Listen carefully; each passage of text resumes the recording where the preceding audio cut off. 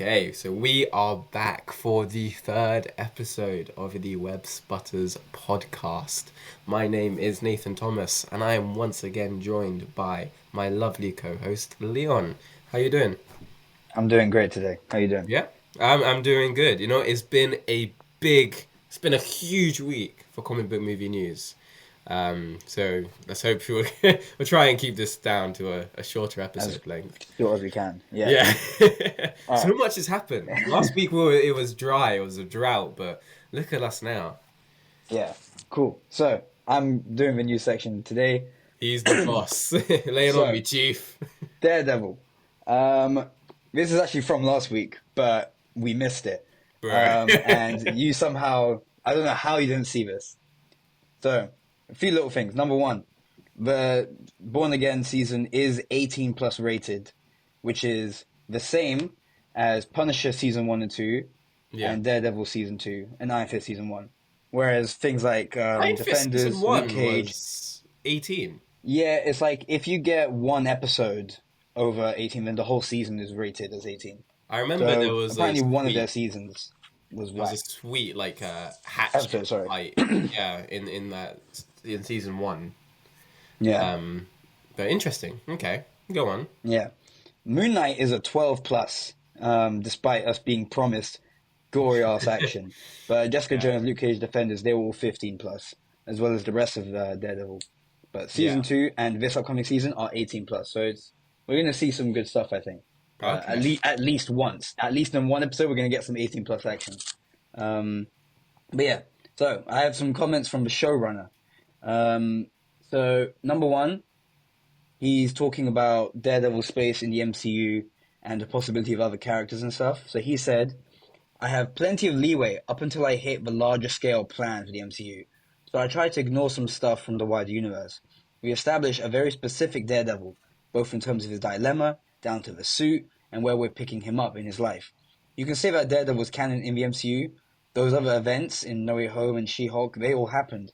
But some of them we are not leaning into. His Dragon one-night Bones. stand of She-Hulk may be one of those things. Oh. Has moved Matt through other corners of the MCU, and now he's back in his own story. He continued to say, I don't want to give anything away, but you're going to see a character you never thought you would. But they get folded into the story in a manner that is organic and exists in our world. New York and the currency of the MCU has a lot of stuff going on. So yeah, Interesting. they're not going to talk about She-Hulk, and I guess she's not going to make a cameo as well, probably. So that busts one of my predictions right there. Yeah. That's a shame. Yeah. I really enjoy Matt and She-Hulk's interactions from that show. I'm a big fan of She-Hulk, the show. So that's kind of a bit of a bummer. But I guess if it doesn't tonally fit, then that's okay. Because I remember Yeah. we were talking about how she could have like a Jim Halpert type stare in the camera, so it's not Yeah, like like overbearing. That we don't want her fully Yeah. breaking the fourth wall and talking. Yeah. But something happens. She just looks at us and like, a glance at the camera, and then yeah, that's yeah. it. And like just to remind her she can do that, but she doesn't like ruin the tone of the episode or anything. But I Yeah. guess she's not going to show up at all. And But she also- has yet to show up since her show, which is A missed interesting as well. opportunity for having a She-Hulk character in an 18 plus show would be quite annoying, because you could see her fucking like I don't Rip know. someone in half. Yeah, if she really wants to. I think we're gonna get Yeah. chance again. Okay. Yeah. And then he also had some stuff to talk about the show itself and comparing it to others. So here's what he said comparing it to the old show. And this is a very controversial thing he said. Everyone had some pretty interesting reactions to it. So he said one of the major changes he made was the pace of the scenes. So he said one of our edicts on Punisher, when he used to work there, was longer scenes. You had these long 5-page scenes of characters hashing it out in order to make space between these massive action sequences. The way stuff has evolved since then, we're able to do big action sequences a lot more at a lot more pace. I really feel that Netflix's Daredevil, which I know in my blood, was much more noir, and this show is more New York crime story. It has elements of The Sopranos and King of New York. There's a feeling for those classic 90s crime tales. It has a pace and a scope that, for a lot of reasons, Netflix wasn't able to do. They were very dark cinematically, not necessarily story-wise. Although there were some dark elements, we're much darker. And then he continued to say this part. So there is more fun in the moments with these characters and a lot less navel-gazing than before. The earlier show, at its best, was fantastic. At its worst, it was two characters in a room talking about what a hero is. I felt that had been done. I'm not taking swipes. I just didn't want to hear characters grousing about their lot in life. I wanted to see them do things. Okay, So, that is very interesting. yeah. You see, my problem is, I think with the stage that Matt is in his life now, he is well into his career as Daredevil. So in the Netflix show, you know, he's just starting out. So his dilemma on what it means to be a hero makes sense. But I do think that the most enjoyable part of Daredevil, especially in season 3, is about Matt's faith and what it means to be a hero. So I think it should be something that is brought up.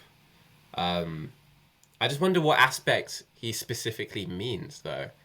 Yeah, because him to say at its worst is when two characters in a room talking about what a hero is. Very You think about season 2, Punisher Daredevil on the rooftop. That's the best. The whole scene is just, it's one of the best scenes of the entire show. It's just them talking about what a hero is and is it right to kill people and all that stuff.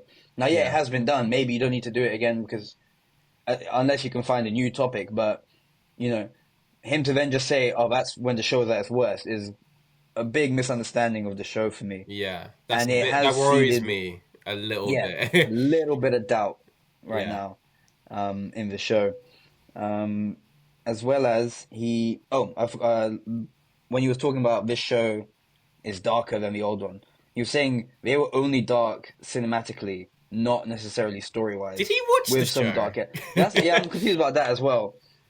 He's also saying this new one is as far as Disney Plus has ever gone when it comes to being but dark. they all say So that though, don't they? maybe by comparison, in his mind, he's just thinking, damn, we did some fucked up shit. Like Matt gets raped in episode 2, so the old shit wasn't dark at all. Oh my God. I don't know, but other than that, I don't see why he's like just really like misrepresenting the old show a little bit. Yeah. At least in my mind. But then he also said this about comparing it to another show that we really like. So he said, "It's really strange. You work in a vacuum, and then something else comes out and you go, oh wow. I would say in many ways, The Penguin is our direct competition. However, we're even more grounded, even less stylized, even more rooted in the here and now. I loved Penguin. We're a little faster, meaner, cleaner in our storytelling." I like the aspect of cleaner storytelling. I do think that with the Daredevil show, as I'm rewatching it now, it is very much divisive, or like it has two different narratives going on in terms of Matt's life.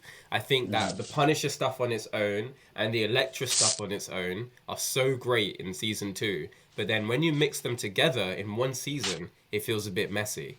And then there's also useless filler. So if they're kind of streamlining the story, that could go really well.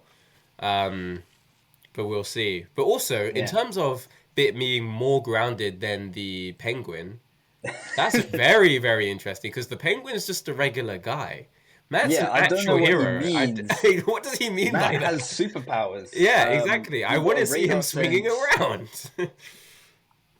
He should be swinging around. He's got all these things, and he's got villains coming. Bullseye, who's got perfect aim. Kingpin, who has strength beyond his fucking physical capabilities should allow. Kingpin survived a gunshot to the fucking head, like in his eye or whatever, and he's just out and about fine, you know? So I don't see... Matt survived a building falling on him. I don't know what he means Dragon by Bones? this show being more grounded. For Dragon Bones, yeah. Like, obviously, I guess this show won't touch on those things, but then it's like, does that mean Matt's going to be nerfed? Does that mean Kingpin's going to be nerfed and everything? Like, I just don't know how they're going to make the show more grounded without just then making it less Daredevil. every version of Daredevil we've had in the MCU so far, it does seem like it's like he's been buffed. The catching the brick through the window thing, we've never really seen him. I mean, we've seen him like clock a sniper from like across the block and whatnot. But and especially in She-Hulk, we've never seen Daredevil move the way that he did in She-Hulk. Yeah. So I wonder if they strip that back. Same with Kingpin. When he was in Hawkeye, he fucking ripped off the car door. We've never seen him do... This guy indoors. We've never seen him rip it off the door. Like, and also he got hit with arrows and yeah. He had the bomb 10 arrows on the ground explode in his face. Yeah, exactly. And he was like limping away, and now he's fine, you know. But also, I like the idea of like a much stronger version of Matt, especially when it's been more evolved. He's been doing this for the past 10 years now. So I like that he's just a pro at this point. So I hope they don't bring it back too much. But also the ideas of Daredevil that I do like is that he is like he does, you know, in those hallway fights, like he does get tired and like he does he's in his regular day-to-day life and he moves too quickly and he opens up a wound from the previous night, or like, you know, the bruised knuckles and stuff. There is a, if you're talking about that level of grounded reality, I would appreciate that, but I do want Matt to be good at what he's doing by now. Yeah, exactly. And like the action we've seen looks good, like from the trailer stuff. I'm liking everything we're seeing, but it's just these comments are throwing me off. Like, what have we not seen yet? He also, him saying Daredevil's gonna be less stylized than Penguin. How's that a good thing? We like stylized stuff. The Penguin looks great. The Penguin looks, if you mean like cinematography, the Penguin looks amazing. Daredevil should try to look as good as Penguin, or as good as the Daredevil show. From a trailer we've seen, it doesn't look as good as the old Daredevil show when it comes to cinematography. At least like when it comes to like lighting and like color and like that. Everything else looks good. Like, the way the camera moves, all that looks good. But just the way it looks like in a picture, not as good as the old show, and not as good as Penguin. So I don't know why that was a choice. Because now I'm going to be watching it just thinking, man, they purposely made this more grey. That's crazy. Like, there's an amazing shots of like Matt in his apartment with those fucking like LED billboard outside, and he's like in the silhouette, or there's the yellow windows. Season 3 when he's in like the chapel a lot. So yeah, I'm not so sure how I feel about that. Yeah, very interesting comments. But still holding out hope for the show. But yeah, the other stuff he said sounds good. It's just that those stuff sound very weird. Also, I don't know what's the difference between noir and New York crime stories. Is that not the same thing? He's trying to say the two shows are different, but they sound like the same thing. I don't know. I don't know the difference. I wish I knew. Yeah. So yeah, we're getting a new character who we never thought we'd see. Okay. God knows speculation. Who do you think it could be? I couldn't tell you for my life, because at this point, we've gotten characters who we never thought we'd see. We never thought we'd see Rocket Raccoon and Groot. Like, anyone's on the table at this point, I think. Yeah. It's very hard to find someone who you're like, Marvel will never do them. Except, like, maybe the guy who turns to ice cream or whatever. Or I mean, this guy's DC, but arm full off boy, whatever the fuck his name was. Yeah, I understand. You know, we've gotten those characters before. Now, obviously, in Daredevil, you know, we're not getting characters like that. But, you know, still, I'm sure we're going to see this character, and I'm going to be like, it's not that surprising, you know. But we'll see. Maybe I'll be extremely surprised. We'll see. So, next up, Captain America, Brave New World. There's a bunch of new clips. I watched all the stuff that after the trailer has come out. Yeah. And things they've said. What's his name? Anthony Mackie said the film is a tone and quality reset for the MCU, like the Winter Soldier was. That's not a quote. That's just how I remember him saying it. But he said it's a reset, like the Winter Soldier was. And I'm thinking back, and I guess, he's right. When Winter Soldier came out, everything after it was better than the stuff before it. That's 100% true. 2014 is probably my favorite year for Marvel. Because, then we got Guardians. Then we got, after that, we got Age of Ultron and Ant-Man, which were good. Then after that, we got Phase 3. and that's full Yeah. of bangers. Then again, the All of influence that of is better than the Phase One. yeah, the influence of the LaRusso brothers is probably what The what like brothers? impact the Russo brothers. Russos, yeah. Yeah. Not the Um, LaRussos. That's Karate Kid. yeah. Yeah, the good thing about 2014 onwards was the Russo brothers, which did Civil War after that, and they also did Endgame, Infinity War. So yeah, it was just like an influential year for Marvel. Yeah. The thing is, I don't know how I feel about that comment entirely because they marketed Black Widow with the idea of it. It's exactly like the Winter Soldier, and I think that was a bad thing for that movie. Mm. I think that it, the Black Widow movie felt like a poor man's version of the Winter Soldier for me, and I don't think that they should rely on it being a different property. If that makes sense, I want the Captain America movie to be its own thing. All right. Yeah. No, I'm interested to see. I mean, like we don't even know if this one's going to be as good as Winter Soldier in the first place. But then for this film to then be the standard of quality for the rest of them, it's going to be interesting because like the projects we've got coming out after this are very different. Other than like Thunderbolts, Thunderbolts seems to be like in the same vein as this. They're gonna Or at least market it could as the be. Winter Soldier. Yeah, Bucky's going to be front and center of all the posters and everything. Yeah. Yelena's all hidden in the back, probably wearing a mask to hide that she's a woman or something. But yeah, then we've got from the TV spots, Sam's suit has vibration absorption and redirection, just like Black Panther's suits. Yeah, well, it's from Wakanda. It is, yeah. But like Cap's shield doesn't have that. Neither does Sam's new shield, but his wings do, which is really cool, and will actually give him the little bump he needs to fight someone like Red Hulk. The fucking We're Hulk. still wondering how is he going to manage that. And yeah, meanwhile, what's it called? His friend Joaquin, who's the new Falcon, he's wearing Sam's old gear. Apparently, according to what he said, he's like, "Oh, everyone's saying I make your old gear look like new," even though it doesn't look like the same suit, and it looks bad. I mean, compared to like the second Falcon suit we got and all his Cap suits, which look really good, this one just looks like the same as the Avengers Falcon suit, like in its style, and I don't like that suit. I think it's just armor and looks nothing like Falcon, and this one as well just looks like armor and nothing like Falcon. Yeah.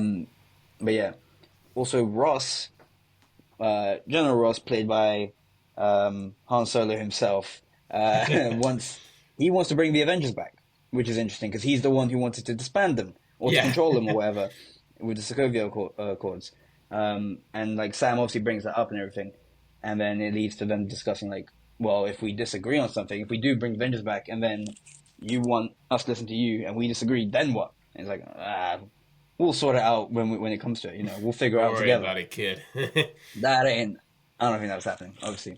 But yeah, and final thing we got is adamantium, obviously from the statue.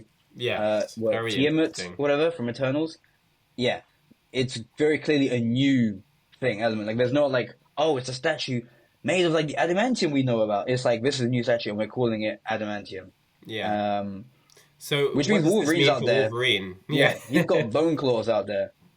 Still, like some chump. In the great year of 2025, he still doesn't have adamantium skeleton. It's very interesting to me. Yeah. So, I wonder does that mean like when we next see the X-Men, will he still have the bone claws, or will we like actually see him get the adamantium or whatever?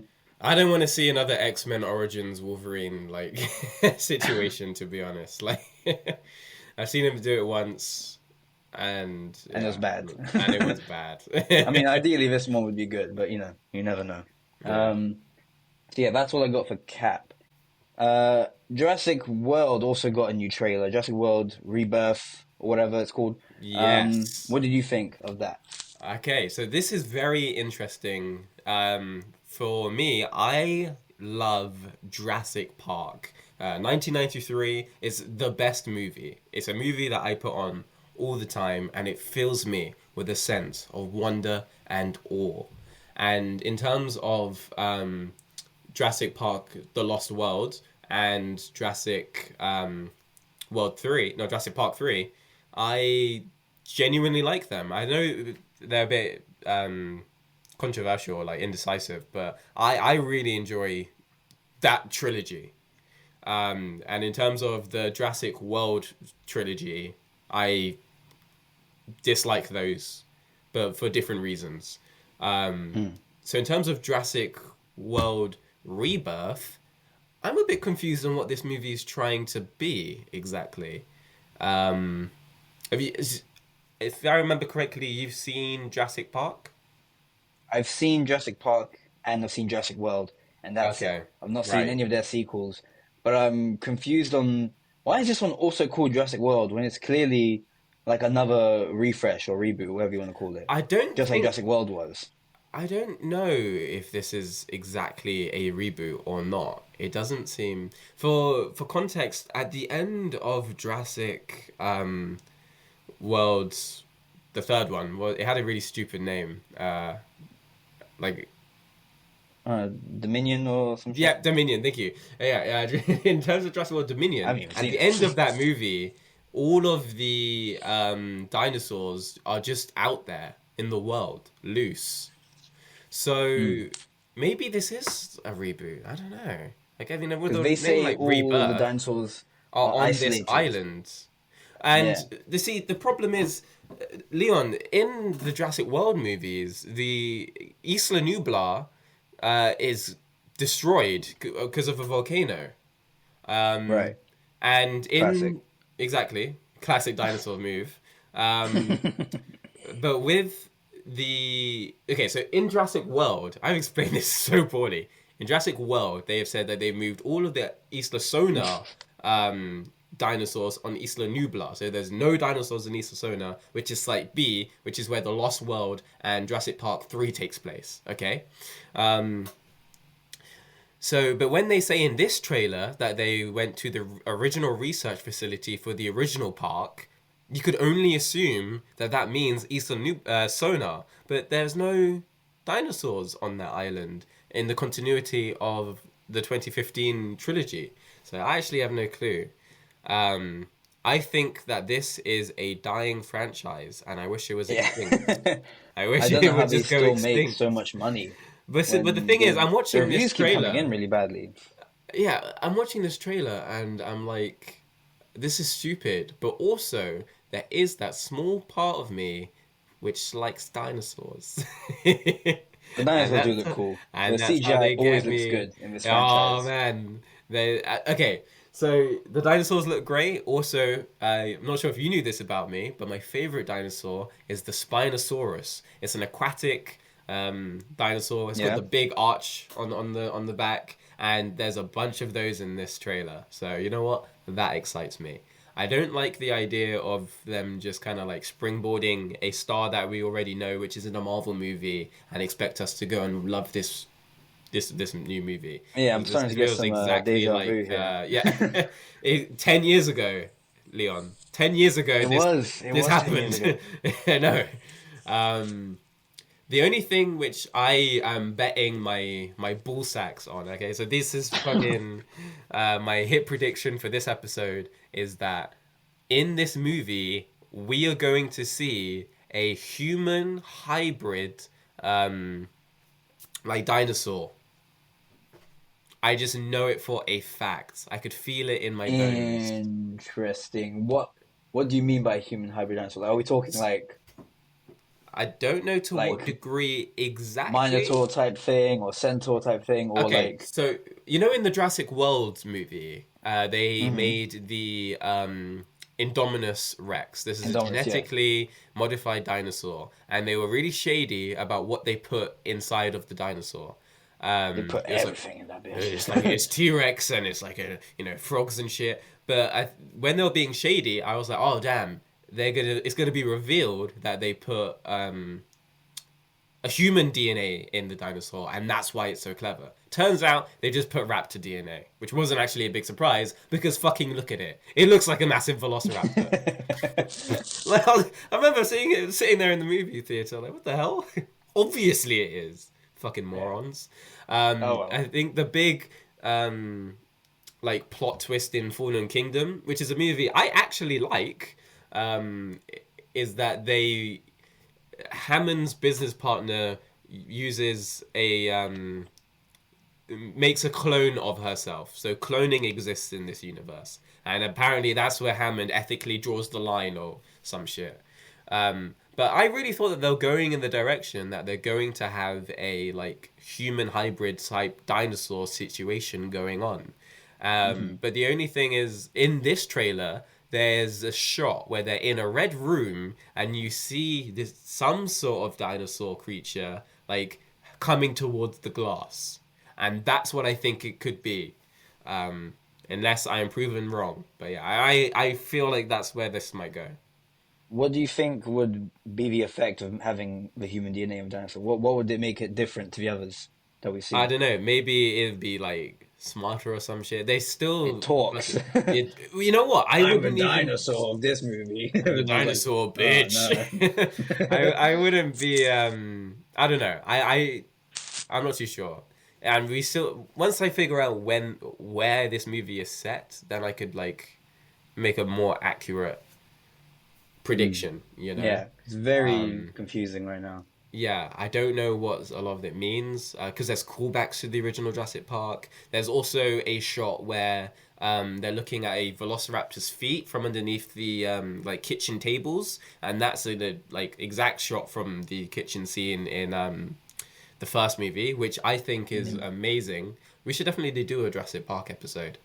I need to rewatch those Yeah. ones. Also, there is Like rewatch like the ones I've seen and then watch the ones I haven't. what I don't like about the Jurassic World movies is that like the dinosaurs kind of just behave like dogs. Like Chris Pratt can kind of just like talk to Blue, the Velociraptor in that movie, like a puppy, you know. And it's also doing like MMA moves as well. Like in Fallen Kingdom, he's like swiping people with the tail. And I'm pretty sure I saw him drop kick someone. Like and like and you were saying in this trailer, it looked like go on. There was that shot in like the middle of the trailer where like they're getting attacked by one when they're trying to take the DNA from the egg. For a second, I thought one of them literally gut punched Scarlett Johansson because it's just her kicking or whatever. But the shot was so close, and I see her recoil from her own kick, and I'm thinking, yo, did they just hit her? That's hilarious. If he just like kicked her in the stomach. Okay, so yeah, with the action is oh shit. Sorry. All right, we'll fix it in post. There's a scene in the Jurassic World Dominion where like Chris Pratt's running and jumps across the balcony, and like the dinosaur chasing him like also does the same. Like they're in Jason Bourne or something. Like I just think a lot of the action in those movies is a bit stupid. But then again, in the Lost World, Ian Malcolm's kid like flips and like drop kicks a dinosaur in the face. So yeah, I don't know. It's all stupid. So you can't take anything too seriously. I guess not. No. But what else you got for me? Cool. Fantastic Four. Yes. We finally got a proper trailer for this. We still haven't seen, like, we've seen little bits of the D23 or D25 trailer, sorry. But they still haven't released that officially, so I haven't seen the whole thing yet. Yeah. But this one, I really like it. I like what we're seeing. What do you think? Yeah. So we have, you and I, we have not spoken about this to each other in person. We've purposely avoided it. My first reactions, I am so excited. I think that the tone and look of the trailer is fantastic. I that's fantastic. I like the suits. The thing is, this picture of the thing. It looks great. The character designs are fun. I'm still unsure about Pedro Pascal as Mr. Fantastic, to be fair. Yeah, and this trailer didn't show a very typical Reed quality, so we still don't know what he's going to be like. The thing is, the Pedro Pascal is too likable for me.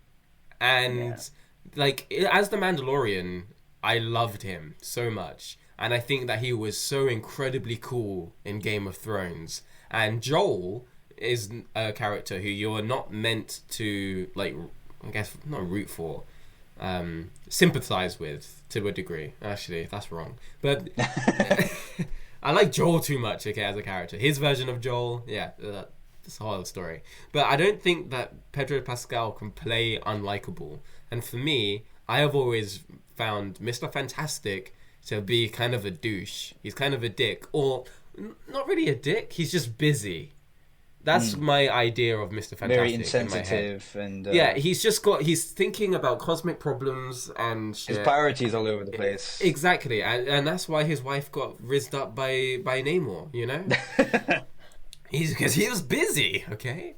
And I just don't know if Pedro Pascal can bring that side of the character to Reed. But I want to be surprised, and I know that Pedro Pascal is a great actor, so hopefully he can do that. Did you have any notes on the trailer? I have a lot of things to say, actually. So number one, we didn't see Doom in this one at all. No. Which is interesting, because of course, for those who haven't heard the news somehow, Robert Downey Jr. was cast as Dr. Doom, but have they said what universe he's from? Because I don't think they said yet. No. They haven't specified if he's from this movie or another world or the 616. Obviously, it wouldn't make a lot of sense if he was the 616 one, because he was also fucking Iron Man. But, you know, I don't know. If he never takes the mask off, I guess it doesn't matter. Oh my but, God, you know, it's Iron Man! But, yeah. They haven't shown Doom here yet. I don't even know if he's part of this origin, because we don't see a fifth member of the astronaut crew, I don't think. Yeah. Unless I missed it. It looks like just them four went up there. They are also going up there a second time. Based on up on that. That's interesting. Reed saying like, "Oh, well, the first time we went, we didn't have powers, and now here we are going again with powers. Who knows what's going to happen to us again?" But it's interesting because they also Herbie is in this. Yes, and his origin is that he was made so they could like look for Galactus or whatever in the comics. So the fact that he's in this movie and they're going up in space again, it seems like, and with Reed's worries and everything, I have a feeling we're going to get a very similar Age of Ultron scenario where Reed is very paranoid. He's maybe seen a vision or some kind of sign of Galactus coming and he wants to prevent it. Have you read Fantastic Four Life Story? I have not. I know you have. Yeah, because that's... Something like that happens? He gets a vision of Galactus coming to eat the fucking planet or some shit. Yeah. And Reed turns into a very, very different character. Because, at the start, he's fun and whatnot, but he obsesses over this. There's a doomsday countdown, and it comes to a point where he makes peace with it, and he learns to let go and accept how things are going to be. And like a lot of the old heroes come back. There's like original Captain America who comes back and shit. Very, very great. Johnny Storm dies in that comic book as well, and it's how the group adjusts to that. And if I remember correctly, Mr. Fantastic is disabled. He's in a wheelchair or something. But that's my favorite version of the Fantastic Four. And that's what I picture in my head when I think about these characters. And if they could capture something like that, I would be really, really impressed. Yeah, because that's what I really want to go for. Yeah. Then there's also I love the aesthetic of this world, this universe, the retro-futuristic 1960s. It appears to be 1963, and it looks like it's going to be Halloween. Because of all the masks and everything, there's a bunch of jack-o'-lanterns everywhere that you see hidden around. So, Halloween era is probably the only time the Thing can get out of the house and feel normal. I like that he's got the trench coat on. We were talking about that the other day. Yeah. I think last episode, yeah. And yeah, his design, by the way, I really like it. It looks straight from the comics, like, what's it called? Alex Ross design. Yeah, the big brow, the tiny nose. I love the brow, yeah. Fantastic. I love all of it. And he's played by Eben Moss Backrack. I believe that's how you pronounce that. Yeah. And the first thing we see the Thing do in this is try out food. And I know Eben Moss Backrack from The Bear, which I've just started watching. which is all about cooking in the kitchen, or whatever. And so I feel, and that's I think what he's most known for right now. Anyway, so it's a good way to connect the thing to an audience who only knows that actor from one thing, or whatever. And go, oh yes, it's Thingy from Thingy. And also humanize him. The first thing we see him do is just a normal thing like cooking and eating, as opposed to being all sad about being a rock guy, whatever. Yeah. But yeah. See, that's one thing about this which I really enjoy, is that aesthetically it looks very, very different. And it's easy to get that awful taste out of your mouth from the Fan 4 stick situation. Like you are 100% on board that this is a different movie. And I find that helps. And I really dislike the aspect of like big hulking characters which have like 2003 Hulk is like so upset and just sad, or even the Thing in the 2004, I think, Fantastic Four. No, five. Thank you. How he's just sad for a lot of it. Like I like that he seems to be comfortable. I don't want to see like a proper origin story. Well, they've confirmed it. It's not an origin. This will be after they've been established. And what's interesting is that first part of the trailer where they're like doing like a little tour and they're like a video or documentary of their family or whatever. And word on the street is there's rumors, little rumors, that Franklin Richards will be in this film. And that's why it's called Fantastic Four First Steps. Franklin Richards being that's the a child baby. yes, correct, of Reed and Sue. Remember when listeners, there was a time when Liam was at my house and we were talking to someone about Fantastic Four, and you got confused with Franklin Richards with Ben Franklin's. Okay. I was calling him Ben Franklin the entire time. Yeah. I'm sorry. All right. I'm pretty sure his middle name is Ben. I'm pretty sure it's Franklin Ben Richards. So I'm not too far off. Or maybe I'm making that up too as code. I don't know.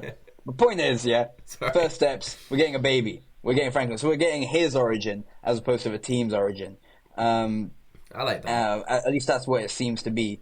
Because the synopsis of this movie says, set against the vibrant backdrop of a 1960s-inspired retro-futuristic world, Marvel Studios' The Fantastic Four First Steps introduces Marvel's first family, Reed Richards, Sue Storm, Johnny Storm, and Ben Grimm, as they face their most daunting challenge yet. Forced to balance their roles as heroes with the strength of their family bond, they must defend Earth from a ravenous space god called Galactus and his enigmatic herald Silver Surfer. And if Galactus' plan to devour the entire planet and everyone on it weren't bad enough, it suddenly gets very personal. What could that mean? The theory is that Galactus is not just there to eat the planet. He's there specifically to mate for Franklin Richards. To get Franklin Richards because his powers are reality warping. He's an Omega level mutant. So he's actually there personally for Franklin. And that's why Reed feels so responsible and why he's like, I have to stop this, which I think he says in the trailer. So like, this is all on me. Because it's my kid, So that's going to be very interesting. It'll be his first time being live action. And he explains why they're doing this documentary thing. Because they're trying to prove to the world that, yes, we can raise a child. We are a safe environment for a kid. Because look, we come here every day 7 o'clock for dinner. We're all a nice, happy family. Yeah. We are the perfect family. Trust us. We'll be fine. Because they're obviously public figures here. So once they see Sue Storm out there with a baby bump, they're like, hey, yo, you guys aren't fit to raise a fucking baby. So yeah, that's probably what that is. It's just a big PR move, not just for them, but also specifically for the baby, which is going to be a very interesting factor about this film that I can't wait to see. One thing about this film that you said is that this is not the MCU.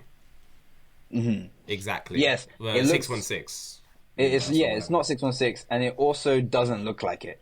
Yeah. The cinematography of this one looks really good. That shot of Johnny in space where his powers have just gone out, and then it's like from the side and like you can see the horizon behind him and everything. That looks amazing. Yeah. Do you think any other heroes exist in this universe? I am going to assume no.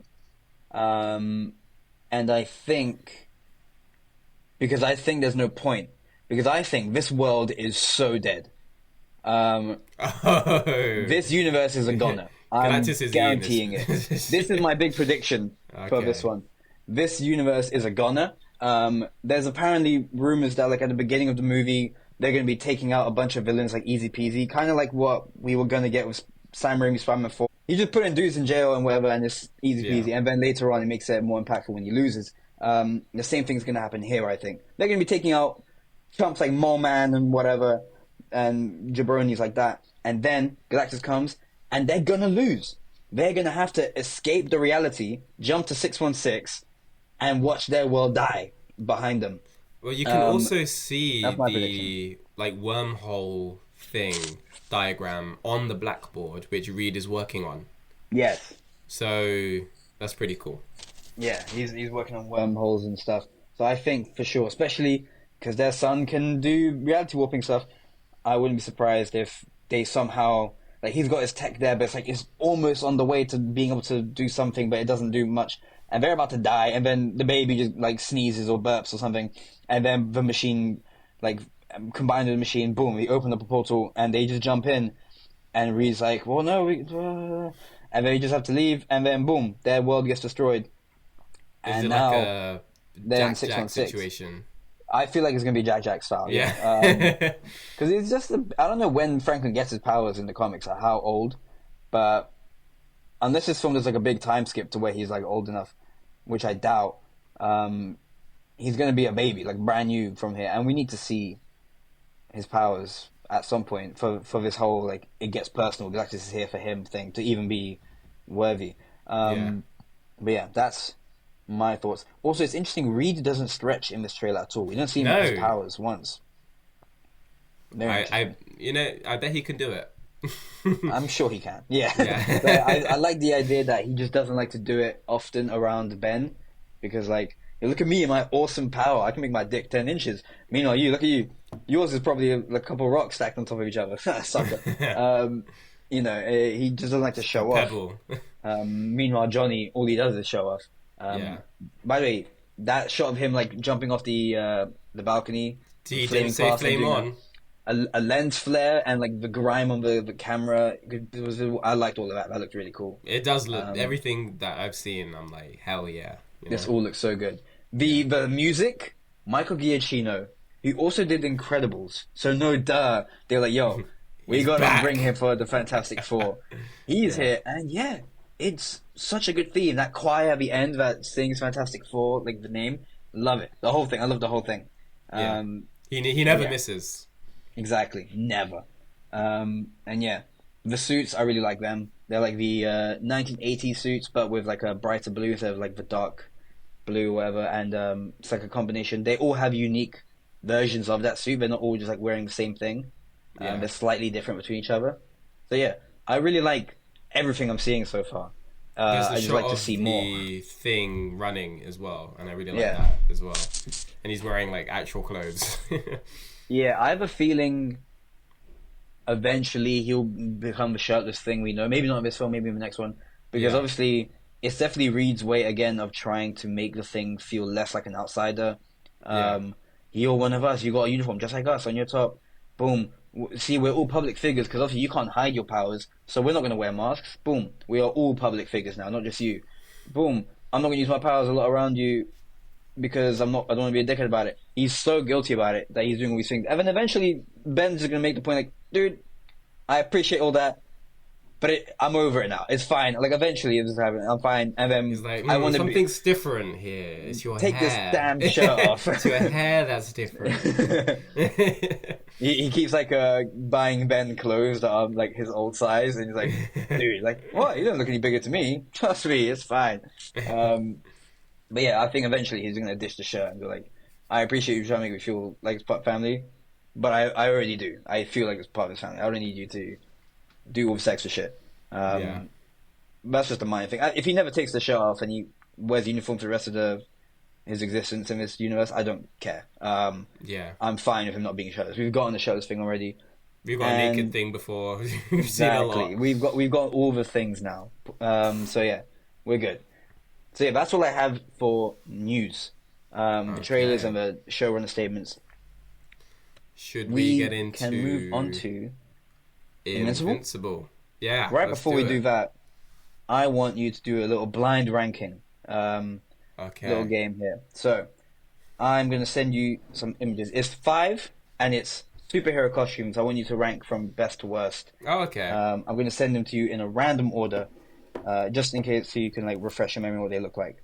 Okay. So, your first one is, and I'm sending it now, Falcon's second suit from Falcon and the Winter Soldier. The white and red suit. Ooh, that's before good... you become Captain America. Okay, that's a good Where'd one. you put that?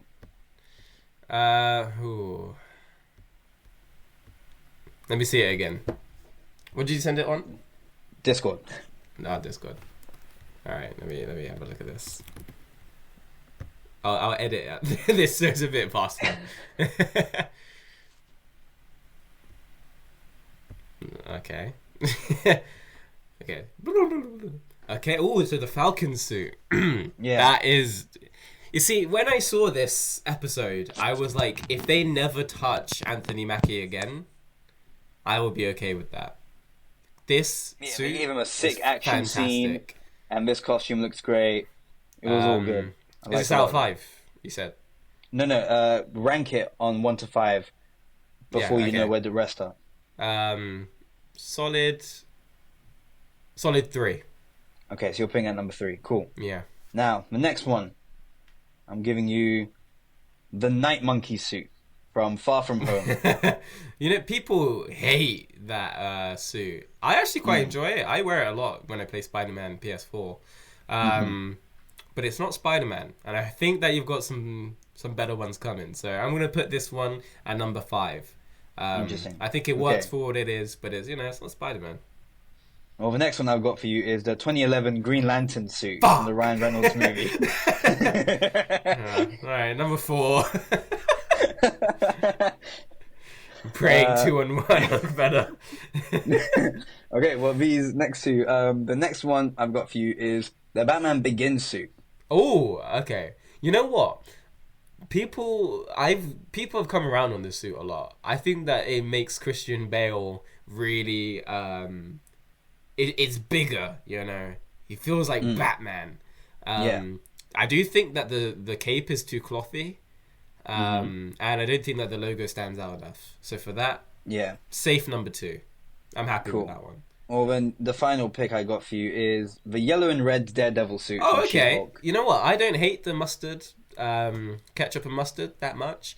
You did point out that there is grey on this suit, which is a bit useless. It is a bit unnecessary, busy. And it really just ruins the color blocking on it. That would have been really good. Otherwise. Which I have some points about that on Spider-Man later, but pretty good. I'm happy with this, and Charlie Cox. Yeah, he's just having a good time in it, He looks comfortable in it, so I'm happy with that. If you could change your list now with hindsight, where would you put everything?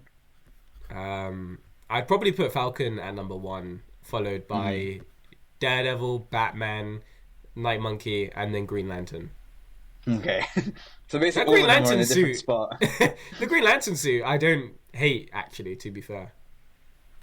It just doesn't look good in the movie. Yeah, it doesn't look good. In a still, it's fine. Exactly, it's fine. It's nothing.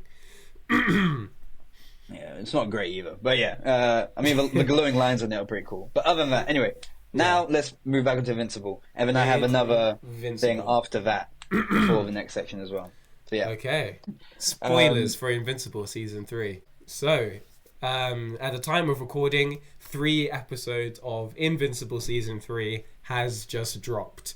I woke up at 8 a.m. to watch these episodes and then watch Spider-Man before I rushed off to university.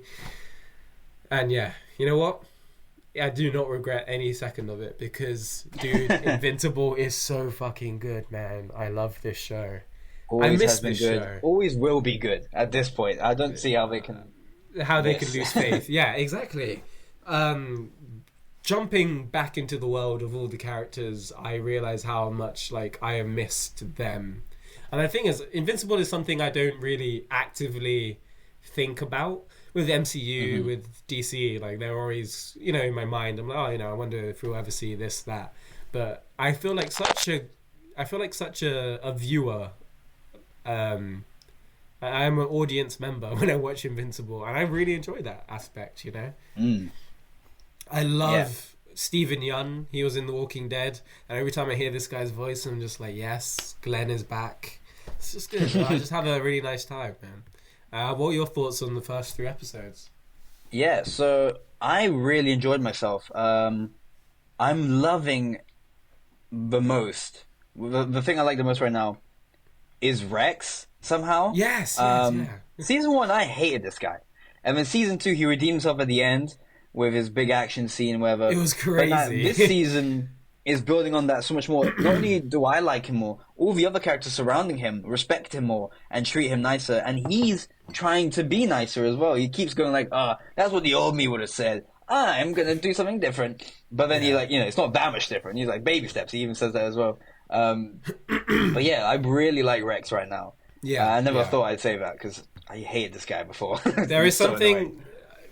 It's such an easy, classic way of changing your perception on a character that you despise.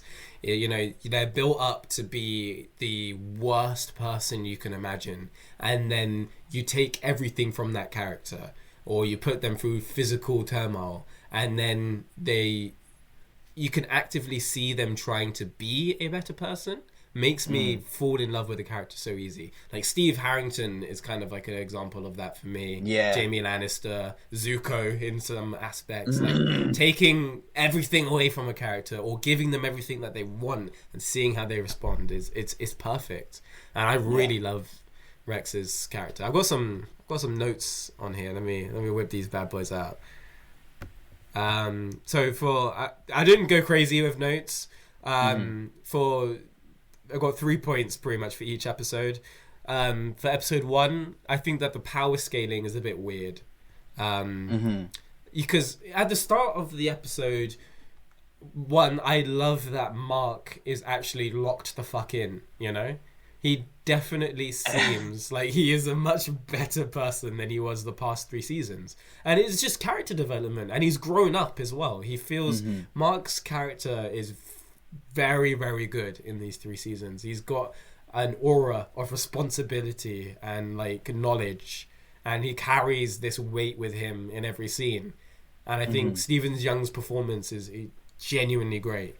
But in the start of the episode, there's this fucking huge giant, and he's like lifting him up off his feet, and like he's not much of a problem, you know. And then later on, and he's like lifting icebergs and shit. Yeah. But later on in the episode, he's like struggling to defeat some bugs. And like I understand that they are like bugs that have been like pressurized and shit because they live underground. But I don't know. He was really struggling with them bugs, and I felt like that was a bit... Yeah, so I actually... For me. All my notes I've broken up to positive and negatives. The first thing I wrote for episode 1 was, in positive, Mark wins a fight against a giant. But then, immediately followed by a negative, it's against an 8-year-old. So it's actually not that impressive.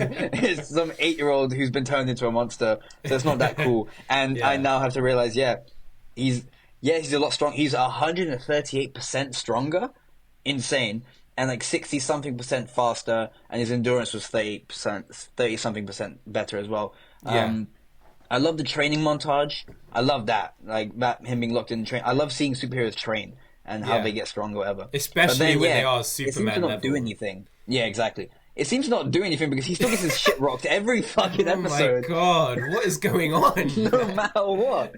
I had that written later on in the episode. Mark lost again, for fuck's sake. Fighting for his life. It's so bad. And the worst part of all, I'm jumping ahead a bit, but in the 3rd episode, I wrote, how did Mark get smoked by the Maulers, but Oliver beat the shit out of them and actually killed them? Yeah. Now, yes, obviously he's not holding back, and Mark seems to always be holding back. This is the He doesn't like to thing. kill. He needs to chill. Like, clearly, Mark holding back is fucking him up, man. Yeah. Clearly, this Every is where his single problem time. lies. Because every episode now, we've had him about to die or about to get gravely injured. Then Oliver jumps in, saves his life, and then he goes, "What are you doing here?" Like, "Well, I came to save you." And it's like, we're meant to be agreeing with Mark that the kid shouldn't be here, but every single time he's come here, he saved you from dying because you just refused to put the work in and beat this guy. Like, dude. And then clearly there's a middle ground, because yes, Oliver killed the Maulers. But right before he did, that guy, like, he like wrecked his face, and he like, I give up. Oh, yeah, Boom. spoilers, by the Mark, way. that's what you Spoilers got. for Yeah, sorry. Invincible. Yeah, sorry. It's too late Probably now. went out. You know what? We'll do a clean one. Listen to us. Spoilers for Invincible season 3. I'll edit that at the start. Put that earlier, yeah. Smart guy. Watch how you forget. I'm just part of all left in. Anyway, but yeah, but Oliver had mad aura when he did that, by the way. He like murked the shit out of him. Yeah. And he's like has dead eyes and everything. It reminded me of like Gohan from Dragon Ball Z. But anyway, he like almost killed him, then he didn't. But then he like had to kill him afterwards. So like, there's an in between. Just gravely injure them and then let him go, because you can be healed from anything in this universe. Fucking the shrinking Ray is alive again. Yeah, exactly. She never died, but she's fine now. Even Duplicate is alive. She has a brother, Multipool. I love that name. I think that's so funny. That's amazing. Duplicate being alive is, I guess, not surprising that she always has another one out there. It's smart. It reminds me of Ben 10. She was in the last season as well. Yeah, because it reminds me in Ben 10, he has an alien later on that can duplicate, and all of them die, and then he like jumps out of the car boot, and he's like, always keep a spare, which he never does, by the way. We never see him do that. It's the one time he's done it, but he pretends like he says it as if he always does it, but that's just cap. Anyway, though, yeah, it's a cool strategy with that power. But yeah, I think it's a bit quick that Shrinking Ray healed, like, because she's already fine. Episode 1, she's back and she's in full form. It kind of diminishes everything that happened in that episode where everyone got fucked up. Yeah. But it doesn't bother me too much. It's just a little thing that. But yeah, I've also got Mark tries to confess his feelings for Eve, and I really enjoy that scene. I think it's written really well. And then he gets called to go fight the seismic guy, and I find this to be a callback to the first season, because their first mission together was them fighting the seismic guy. So I like that when he's confessing his feelings, it's kind of like a callback to the first episode or second episode or something. And then the third point I have is Rex is great. same reasons you said. Yep, he's really trying to change. He's good bloke. Episode 2, I've got Cecil is a grumpy Gramps. I liked seeing his backstory a little bit. But why is he giving so much shit on Mark when he has to have some level of empathy, man? He took it way too far, and I feel like maybe he's written a little bit. Well, no, to be fair, Cecil never strikes me as a guy who wouldn't put a bomb in in Mark's head. Yeah, I actually every little thing he revealed, he's like, "No, yeah, we've done this and this and this entire time." I was like, "Damn, Cecil's kind of a dickhead," but at the same time, do I blame him? He never smart as shit. Yeah, like that's a good thing. It's a good thing he did that, because I actually feel the other way around. I feel like Mark is the one that I'm a bit annoyed about in that scene. He was a bit too unreasonable for me. He crashed out way too easily. And everything Cecil said, he proved right. Like, he proved right that Cecil should have prepared for all these things. Because Mark immediately just starts, like, freaking out and starts trying to kill him. And it's like, that did not take much. They had one disagreement, and then Cecil just walks in the room for safekeeping, and he was not for safety. Mark comes in like, "Oh, for your safety? What, you think we're gonna hurt you?" It's like coming up to him like, "Not him." And he's just like, "Yes, you're scaring the shit out of me right now." That was a bit annoying for me. But I understand that Mark has he's gone through some mad shit these past few seasons. He has gone through so much, and he's only 18 now, And also, as soon as you put a bomb in his head without him knowing, yeah, that's where I would draw the line too. Like, there's a line where he says to Robot, "Get this bomb out my fucking head." And I'm like, you know what? That's valid. Yeah. Fine. I like that when he went to the Guardians of the Globe, they all have his back. Well, they don't all have his back, but I like that there's a level of like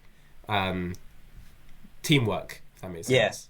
I actually like a lot that at first, like in the moment, they've got him, but then afterwards they all actually discuss and they actually disagree. Yeah, they all exactly. have different points and they say it in their own unique way. I think in general, one of my big positives, this world feels so alive and so busy. There's new characters every episode. There's always something going on, and each of the characters, this show does a really good job at treating side characters and making them feel different. I've got a point about that in a minute as well.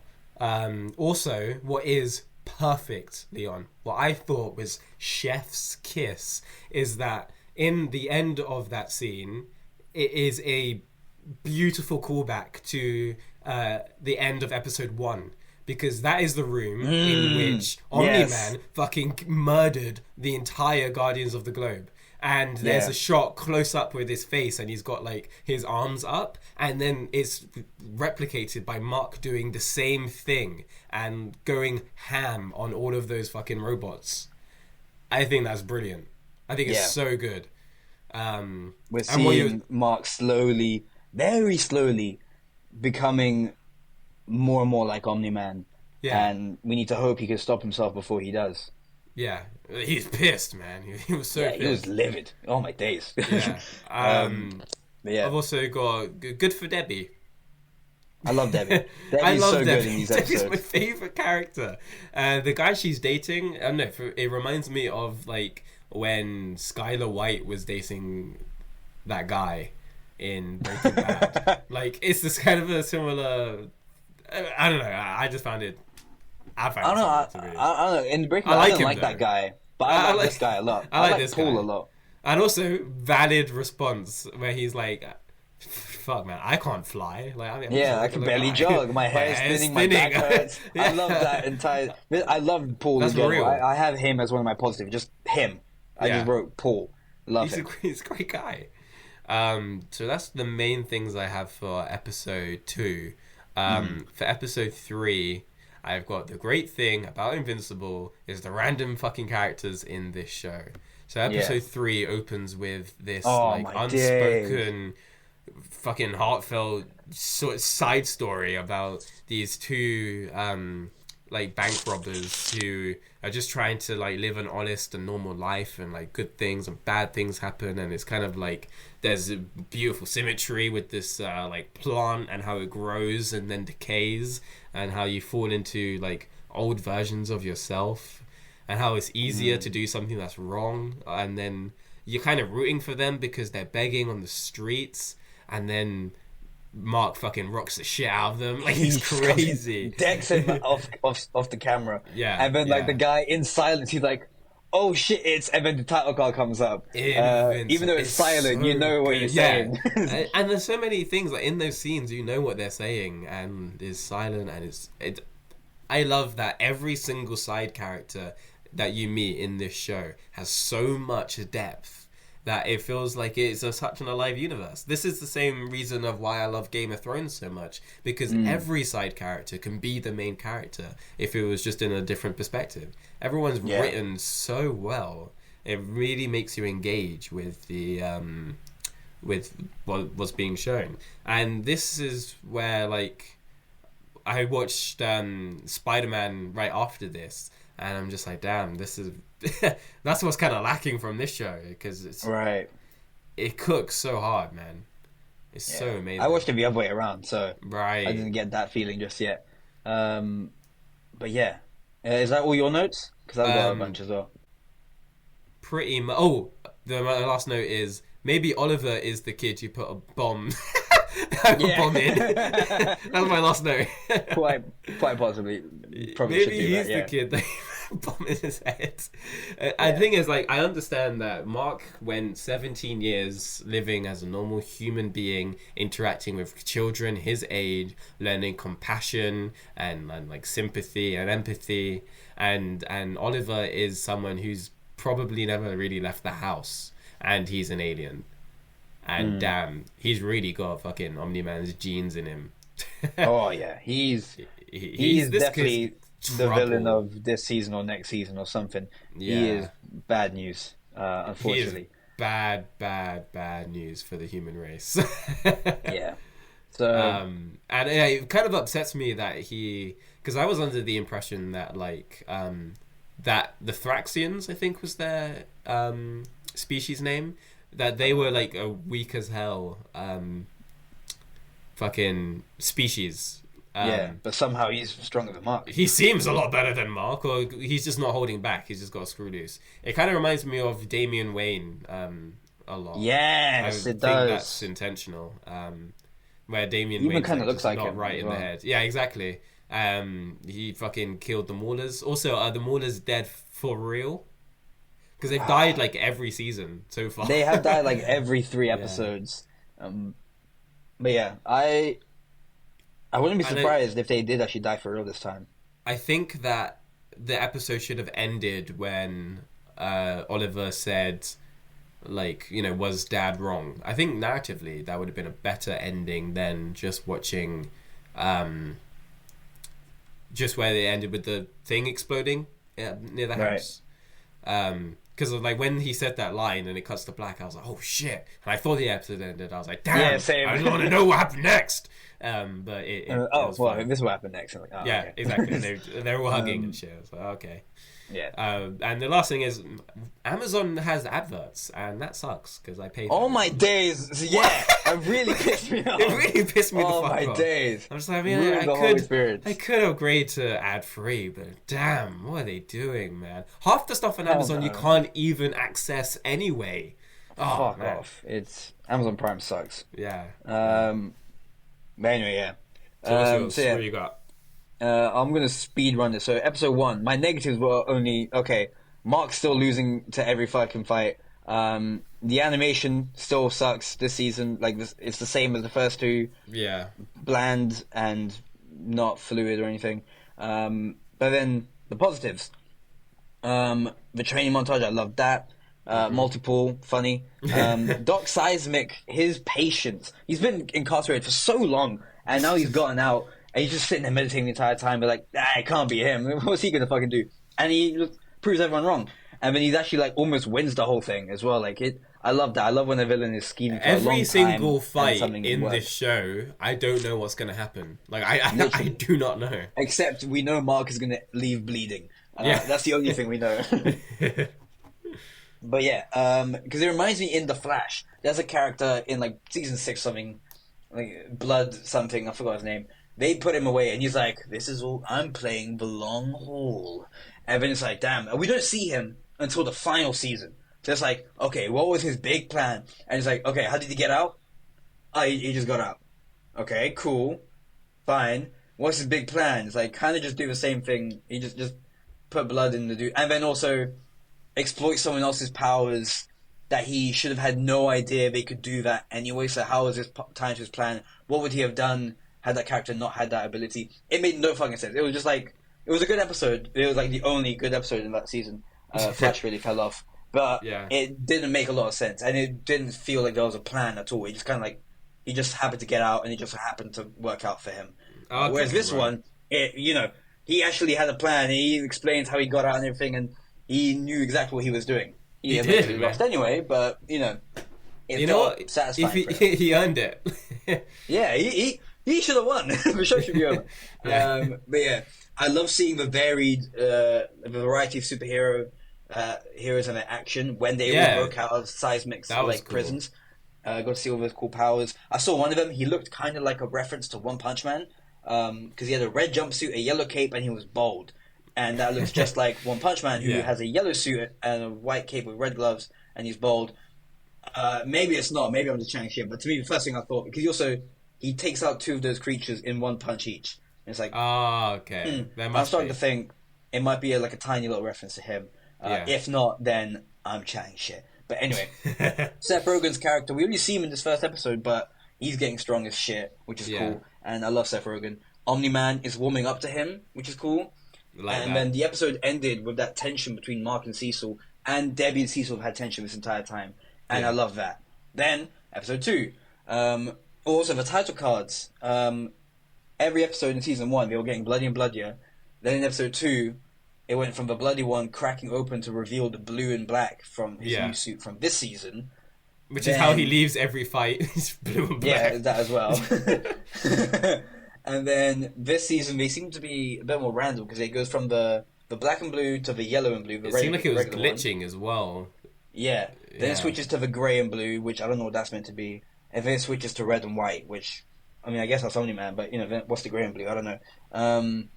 But yeah, season episode 2. What's Oliver's he's like wearing like colours? Red and yellow and his purple skin. But yeah, I wrote world feels alive and busy, new characters all the time. Yeah. Cecil's origin, he made prison his bitch, and the Guardians disagreeing. I love all those stuff. Yeah. And I didn't like Mark's crash out too much, but it was fine. I found it funny when Eve gave her pencil to that like classmate. The sound effects sound like a gun clocking or whatever. And they are in America. Don't sit next to me. Boom, and just shoots her. Like that's what I was expecting to happen. And it ends with Mark and Eve getting together. Also, Cecil's skin thing. I did not expect that to be the explanation. I just wrote, "What the fuck, skin?" When he's like melting away. And yeah, episode 3, the entire opening scene. I love the whole thing. That beautiful, so thing. good, amazing. I wrote, the kid has points. When Oliver was going like, yeah, I should have stayed at home, but look, you're getting a shit rock that came and saved you. I'm like, yeah, he's right. Ray and Rex, they get fleshed out a lot. I like hearing their origins. I think they're going to get together. It seems like it, yeah. Because Rex seems to be... Let me take you to my bedroom. He's really changing. And then, yeah, the show is great at side characters. They get new suits. Again, Debbie's new boyfriend, I love him. Eve was spitting facts when she was like, when Mark was like kind of bitching about like, oh, she told her boyfriend about my identity. And Eve just said a bunch of shit, and he's like, yeah, you're right. What do I do without you? I'm like, yeah, exactly, man. Just get over it. Who gives a shit? Who's gonna believe him? Exactly. You could fly him to space if anything, Like... Exactly. I wrote Oliver Aura and how the fuck did he do that? But Mark got smoked. But then, final point. The episode 3 ends on. Angstrom's alive. Yeah, he did not die. What the fuck? That is insane. Well, there was a lot of Angstroms out there. Maybe he just... I don't know. I have no clue.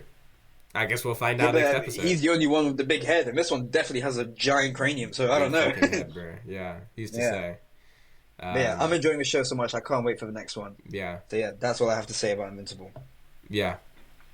Cool. 10 bombs in the heads.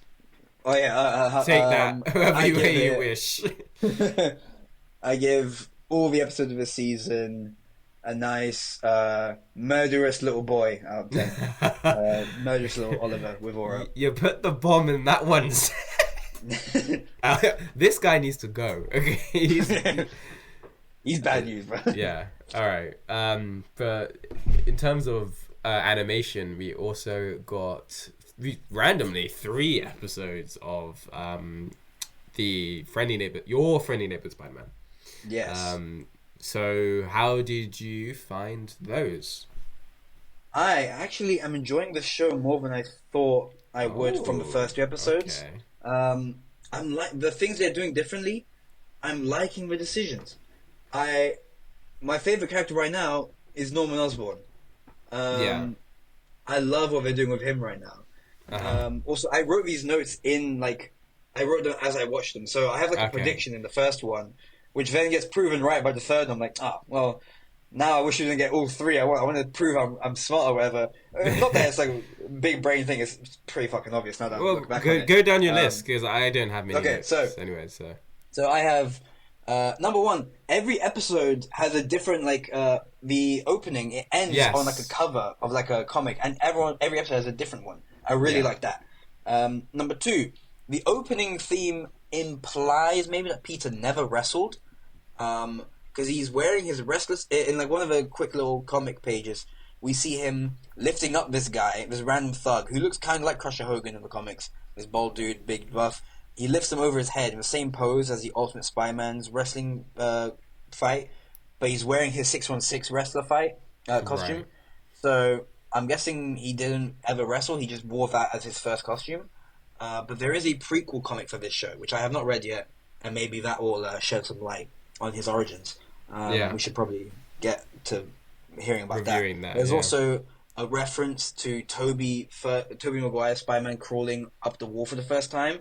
Yeah. One of the shots is of this Peter doing it, and it's the exact same camera angle and everything.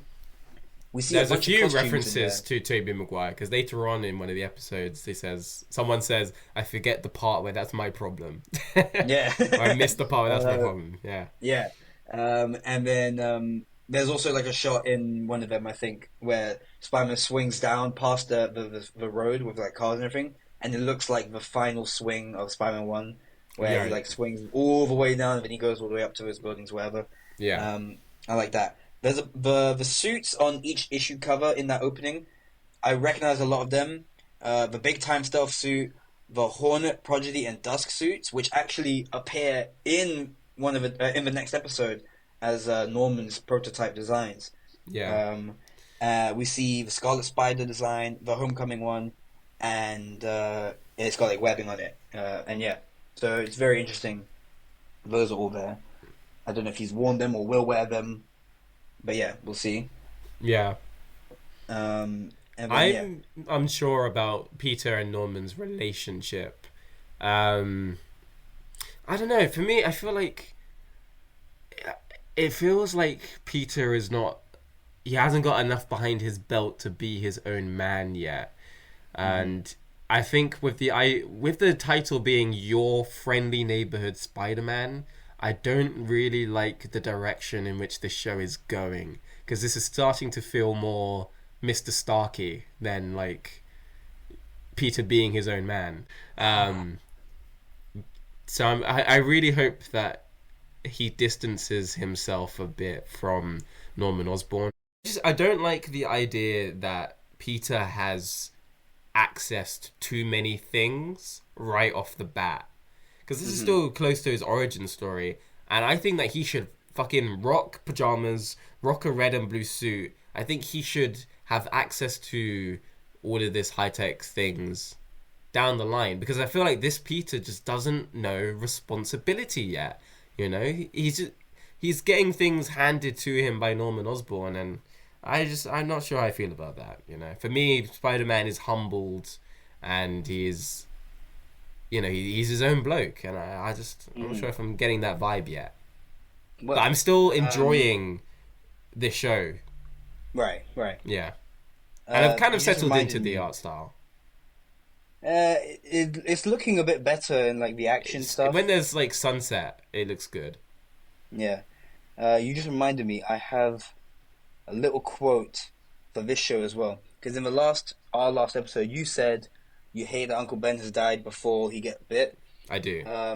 So on Reddit, Jeff Trammell actually responded to someone saying this. So their comment was, "So in the show, Uncle Ben dies before Peter gets bitten by the spider, and it seems Peter isn't responsible for his death like his traditional origin. What was the reason behind this change to the character?" And Jeff responded with, "I think Spider-Man fans are conditioned to expect certain things, but one thing I wanted to do here was make sure Uncle Ben's lessons are something that encapsulate Peter throughout his life. I want to make sure that his presence isn't just from one big lesson, but numerous lessons he's imparted in Peter from the beginning." What do you think of that? What? No! What are they doing, Leon? Why can't they just give me Uncle Ben dead in the ground? Well, I mean, they did, but like, why do Peter needs to be responsible? Like, this is the thing that kickstarts his whole career. Okay, I think, and if Peter was not responsible for his uncle's death, then there's that version of him which will just be an arrogant douchebag. Yeah. And I like that idea way more, you know? But this Peter is just, there's no weight behind this Peter, you know? He's just being a nice guy. And that makes me uninterested in his like I'm not interested in the Peter scenes as much as I am the Lonnie Lincoln scenes, because Lonnie is getting lots of character development and he is getting lots of weight put behind his character. So when Peter's on screen, I'm like, yeah, it's fine, but I kind of want to see what this fucking cool guy is up to, you know? Yeah, fair. Just give us... Just, it's not even that hard. Like, I don't need to see it, but I just need to know that he was responsible for it. Like, Tobey Maguire's Spider-Man 1, he does it he starts his career as Spider-Man out of obligation to Uncle Ben. It's something he carries with him in every single scene. In Spider-Man 2, it asks the big question of why. Why does he continue to do this when it's just ruining his life? And it's because of Uncle Ben and all that shit. You know, even Andrew Garfield's Spider-Man has that to some degree.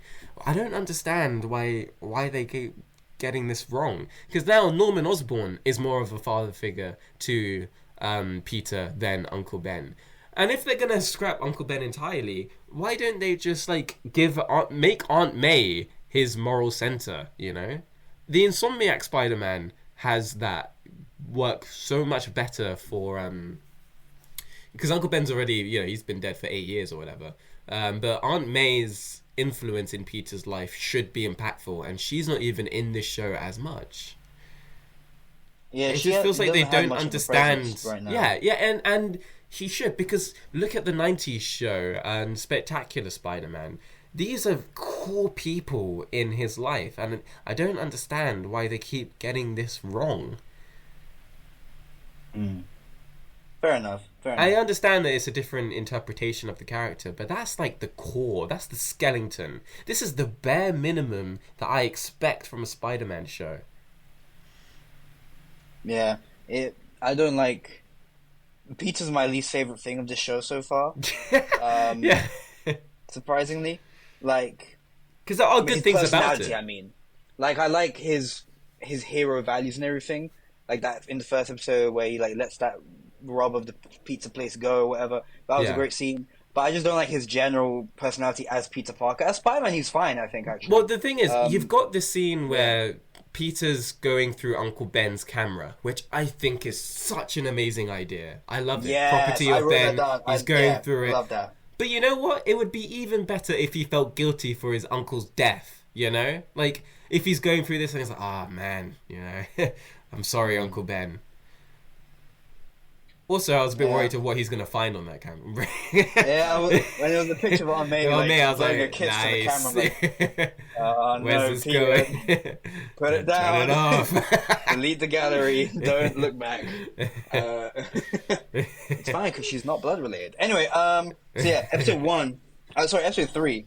I don't like that Peter talks out loud to himself instead of like in his head, like in like the comic speech bubble, like thought bubbles, whatever. Yeah. Because it's just and like, in Spectacular, he talks to himself all the time, but in his head for the most part. 90s as well. I just find it a bit, when there are comic book strips in the show, then you really could just have it on the screen. Yeah, you might as well. Yeah. I just find it a bit annoying because like this is the very medium where you can get away with his inner voice or with words on the screen. Well, so like, why is this the one where he's like, "Oh man, I hope I look good for this event"? I'm like, dude, shut up, man. God. In Into the Spider-Verse, there's even that comic book panels, yellow exactly, thought bubbles. So that would translate well. Like, I'm not necessarily like I find Peter's annoying in general, but like I'm not necessarily annoyed that he's speaking. It's just that he's speaking out loud in this medium of all things. Because like now someone's walking past him on the street and go like, thinking, "Oh, this kid will never shut up." Like, it should be all in his head. That's a minor. I've seen it. It doesn't actually matter. I'm just being annoyed by that because I'm being nitpicky. But the dialogue was also was not very subtle. When Norman was like just dissecting Peter's character, and he's like, see, even when your secret's exposed, you think about others. I'm like, yeah. Well, thanks for just telling me, mate. I could have figured that out. But yeah, that's basically all the negatives I have of the first episode. Everything else, I kind of liked. Number one, that officer that got hit by those people with like the power, he's dead as balls. He got swung through that door. He's gone into the car. He's dead as shit. He's paced. But yeah, I like Norman is smart as shit in this show in general. We Yeah. see a lot of how he's able to break things down and like figure out like some Sherlock Holmes type shit. He found the four smartest kids that could have been Spider-Man, and Peter's one of Yeah. them, and there's Cho and everything, which now explains why they're there. Because I was annoyed that like, oh, of course, Peter's classmates or intern people, they're just other characters who are going to be superheroes. But now that's like he specifically went for people that was most likely to be a superhero. Now I'm a bit more for it, or whatever, or I'm less against it. I wonder what Peter Da, da, da, did though da. that was so impressive. Yeah, I guess you just figured it out. He looked at all grades and stuff. He's like, Yeah. these are the four smart people. I don't know. And then I liked Norman is like this fanboy of Spider-Man and like superheroes in general. He's like a big role reversal. Not what you expect from Norman. He in the later ones we see he has like he doesn't love the Avengers that much. He like likes them in concept, but he doesn't like how they're doing things. He thinks things can be done better. We can be the next generation of heroes. Which is weird because he has a paved the picture way. with Captain America on his wall. He does, yeah. Well, that's interesting. Do you want to talk about the Sokovia Accords? Yeah, okay, yeah. In episode 2, we find out a lot. Avengers 2012 happened because they referenced the invasion. Yeah. Age of Ultron happened. They referenced the AI. And Civil War is currently happening, but without Peter there, which links back to this whole like it's an alternate reality where Peter went to a different school and now suddenly everything's different. It does feel like a what if episode all of a sudden. Why wasn't this a what if episode? Because what if sucks. Anyway, Cap and Tony have really nice designs here, like the comic inspired suits, whatever. Yeah. But then everyone else in that little picture looks like just the MCU designs. Yeah. But we see a tiny, tiny War Machine being Yes. held by a giant man. I knew you were I was foaming like, at the mouth. Rhodey! I wrote that down. He's probably not injured now because Peter was the reason like that giant man got knocked down, which means with Peter not there, I guess we never get to the part of like Vision blasting a flying hole away. in War Machine's thing. Yeah. So War Machine might not need a leg brace or anything, which is interesting. Nice. But yeah, I found that to be crazy. Because it was pretty distant from the MCU, and I was like, oh yeah, all this and shit. then that just I came was out. like, oh, okay, awesome. Yeah, cool, man. But yeah, back to episode 1. I like that even Norman recognizes like, ooh, and a drone. No, a drone's too much. Yeah. It's like, let's not give him all this tech. Which But then then came again, in one of his in designs the later. episodes, yeah. But This is stupid. we'll get to that. I like that we got to see more stuff about Ben. I love that it's Ben's camera and Peter's inspired photography because of him. He also used to be like he bowled, I guess. Yeah. He was a bowler. His shirt was like a bowling shirt, whatever. I think he's a It's cool bowler to in just, Andrew Garfield Spider-Man as well. Is he actually? Well, there's trophies, I think, in the That's basement a cool in the Easter. flooded I like scene. that. Yeah. I like that. Yeah, it's just a nice little thing. Like that shirt could have been just a regular shirt with Ben's name on the tag, or whatever. But they just randomly gave it a little personality trait. Like, oh yeah, he bowled. I made a note that life is going too good right now. ... In the third episode. Yeah. And then I liked that when Peter made the shit joke, the burglar rolled her eyes because it was a shit joke. It was like the burglar joke, like, "Oh, where did you guys meet on Burglar?" Yeah. Dating app. I was like, "That is so shit." I And she really rolled her eyes, disliked I'm like, thank you. that subplot a lot. I felt like it was such a waste of time, in my opinion. What, those villains? Yeah, I kind of... Because Lonnie was having a really good... Like, I wanted to know what was going on with this guy, and they kept cutting on to Peter just failing at stopping these like no-named villains, and having... I don't like that he having to rely on Norman to like do his job, if that makes sense. I dislike that idea a lot. And it's maybe they just cut back to that fight too many times for me. Right. Yeah, I wasn't the biggest fan of it. I made a note that Big Donovan is a Luke Cage villain. I wonder if we're going to see Luke Cage. I said, what's it called? Prediction: Tombstone is so running this gang by the end of the show. This very gang he's going to take over. Yeah. The animation looks better in the action scenes. I like the effect work on like the lasers of the boots and the gauntlets. I wrote, oh, Norman's his guy in the chair, which actually later on gets referenced when Harry goes, oh, but you're dude in the desk. I'm like, oh, that's funny. I like that. Harry knows then, Peter's Spider-Man. How do you feel about that? yes, that's yeah. But at this point, they've changed They've changed so much. so It much. doesn't So even yeah, like matter. it doesn't even matter anymore because the way Norman found out so quickly, and now Harry's found out so quickly. Now I don't care anymore. But about also, who I finds don't out. like the idea that Peter thinks he's better than Harry. Like, I get the vibe that Harry, he's being forced to hang out with Harry. I'm sure that they'll get a friendship down the line, but I hope hate so, the idea yeah. that Peter's he's not arrogant. I don't know. Well, actually, that's like the one thing that I like about this Peter. Because again, I like when he's a bit more unlikable at the beginning, where he's a bit of a just like he thinks the world owes him everything, and because Yeah. he's like, oh, it's about time I get recognition or whatever. So him thinking, yeah, I'm hanging out with this rich snob, he doesn't. I don't really give a shit about this guy. But then eventually they get a proper friendship. It's the only bit of poison in his character right now, and it's barely poison as well. But I Well, like it. like the fucking Rhino's accomplice got what's it called? Was just bare threatening him, chatting shit to his face, and Peter just ate that. He just ate that and left. Yeah, he's sucked it up. Come on, man. Chat back, man. Stand up for Violate yourself. them. You're meant to have a motive. Peter's not like this. Yeah. Anyway, I wrote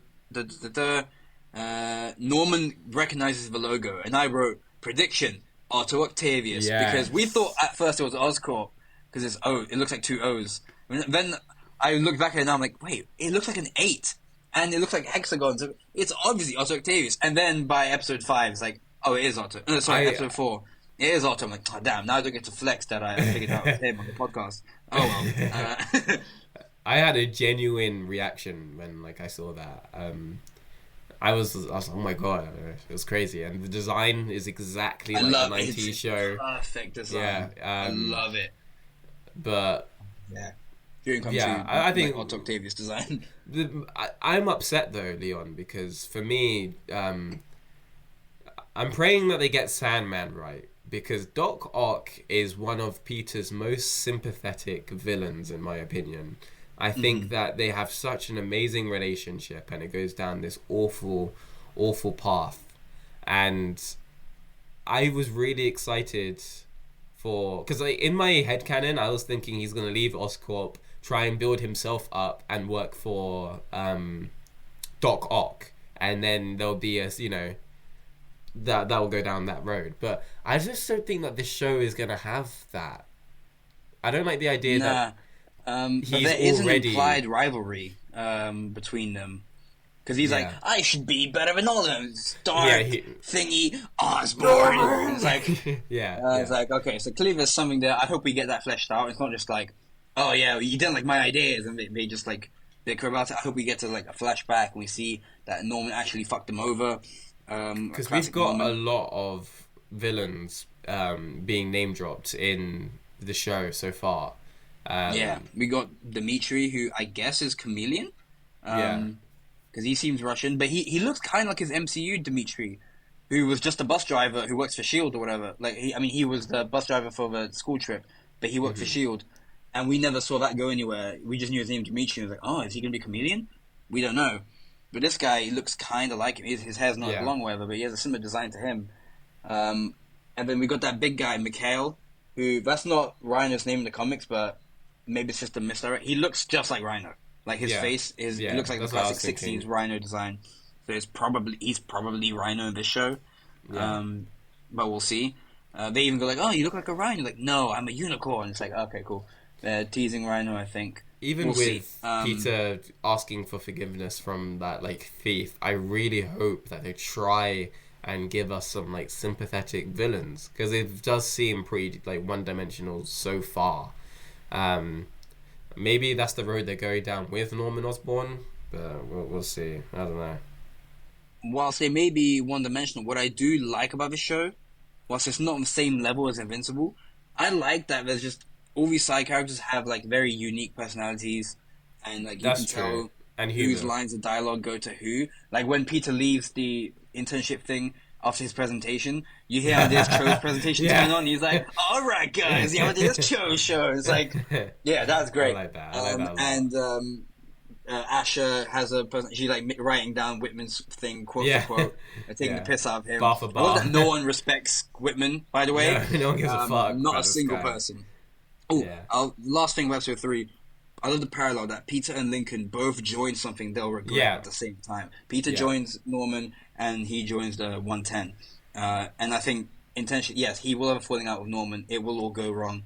He'll lose all the upgrades he's gotten from him. But then it's crazy because Norman knows who he is. It is crazy. But maybe it'll be like the kind of thing like, oh, why would I reveal your identity? I'd rather just keep threatening you with it, because if I reveal it, then the fun's gone. Yeah. But if I hold it over your head, you'll always be under my foot, you know. I'll always have something over you. Yeah. Like that. Episode 4, I like that Connors has Peter's back, and fuck Whitman. I like that the entire team have distinct personalities. I like Harry's nice. He's just a nice guy. I like that. He's apparently a quick learner, and he's smart, which normally he's smart, but he's not as smart as Peter. He always needs Peter's help, and he's a bit of a disappointment to his dad. That was our biggest gripe with Harry. How is he getting in the same school as Peter, bro? Yeah, God knows. This guy ain't doing it. And I like that Norman, even if it's episode 5, I'm jumping ahead again. I like that Norman just doesn't know Harry's age, because he's just a bad dad. He doesn't focus on his son enough. They've not shown a lot of that just yet, but I like that that's the first thing we see. He just gets his age wrong, and then when he corrects him, he like rolls his eyes like, "Oh yeah, 16, sorry, whatever. Who gives a shit, man? I'm trying to big you up. I've raised you as a nice, respectable man. I'm bigging you up right now. This is the only nice thing I've said about you your entire life, and you're going to ruin it? Come on, man." That's all subtext I've read in his head. Yeah. But yeah, Norman, I like that when Peter was like, "Oh yeah, I need a thing like this when I bring girls over," and Norman just stares at him like, "Bro, I know you're lying. You do not have Riz." Get out of here, little guy. And then, yeah, I wrote about the Sokovia quote, which you talked about already. I like that Peter's classic suit design is his own design. It's in his notebook and everything. It's not in the MCU. My biggest issue with I love the Homecoming suit, and I don't mind that Tony makes it for him at first. What I don't like is that all the classic Spider-Man design traits, like the webbing, like the eye shape, like the logo, like the general blocking of the colors, that is all a Tony idea. Fed to him. And then when he makes his own suit later, he copies. Whoops. Not that. Anyway. But then when he makes his own suits, he just copies the design Tony gave him in his own way or whatever. But yeah, and then whereas Andrew in this Garfield one, and Tobey Maguire's. Yeah, then they show up. Yeah, so they just constantly Tom inspire other Holland people. never would have got it, man.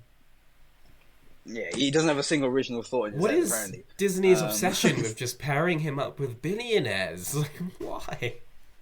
But here, I don't mind it as much because every design Norman made, Peter's not fucking with it as much. Yeah.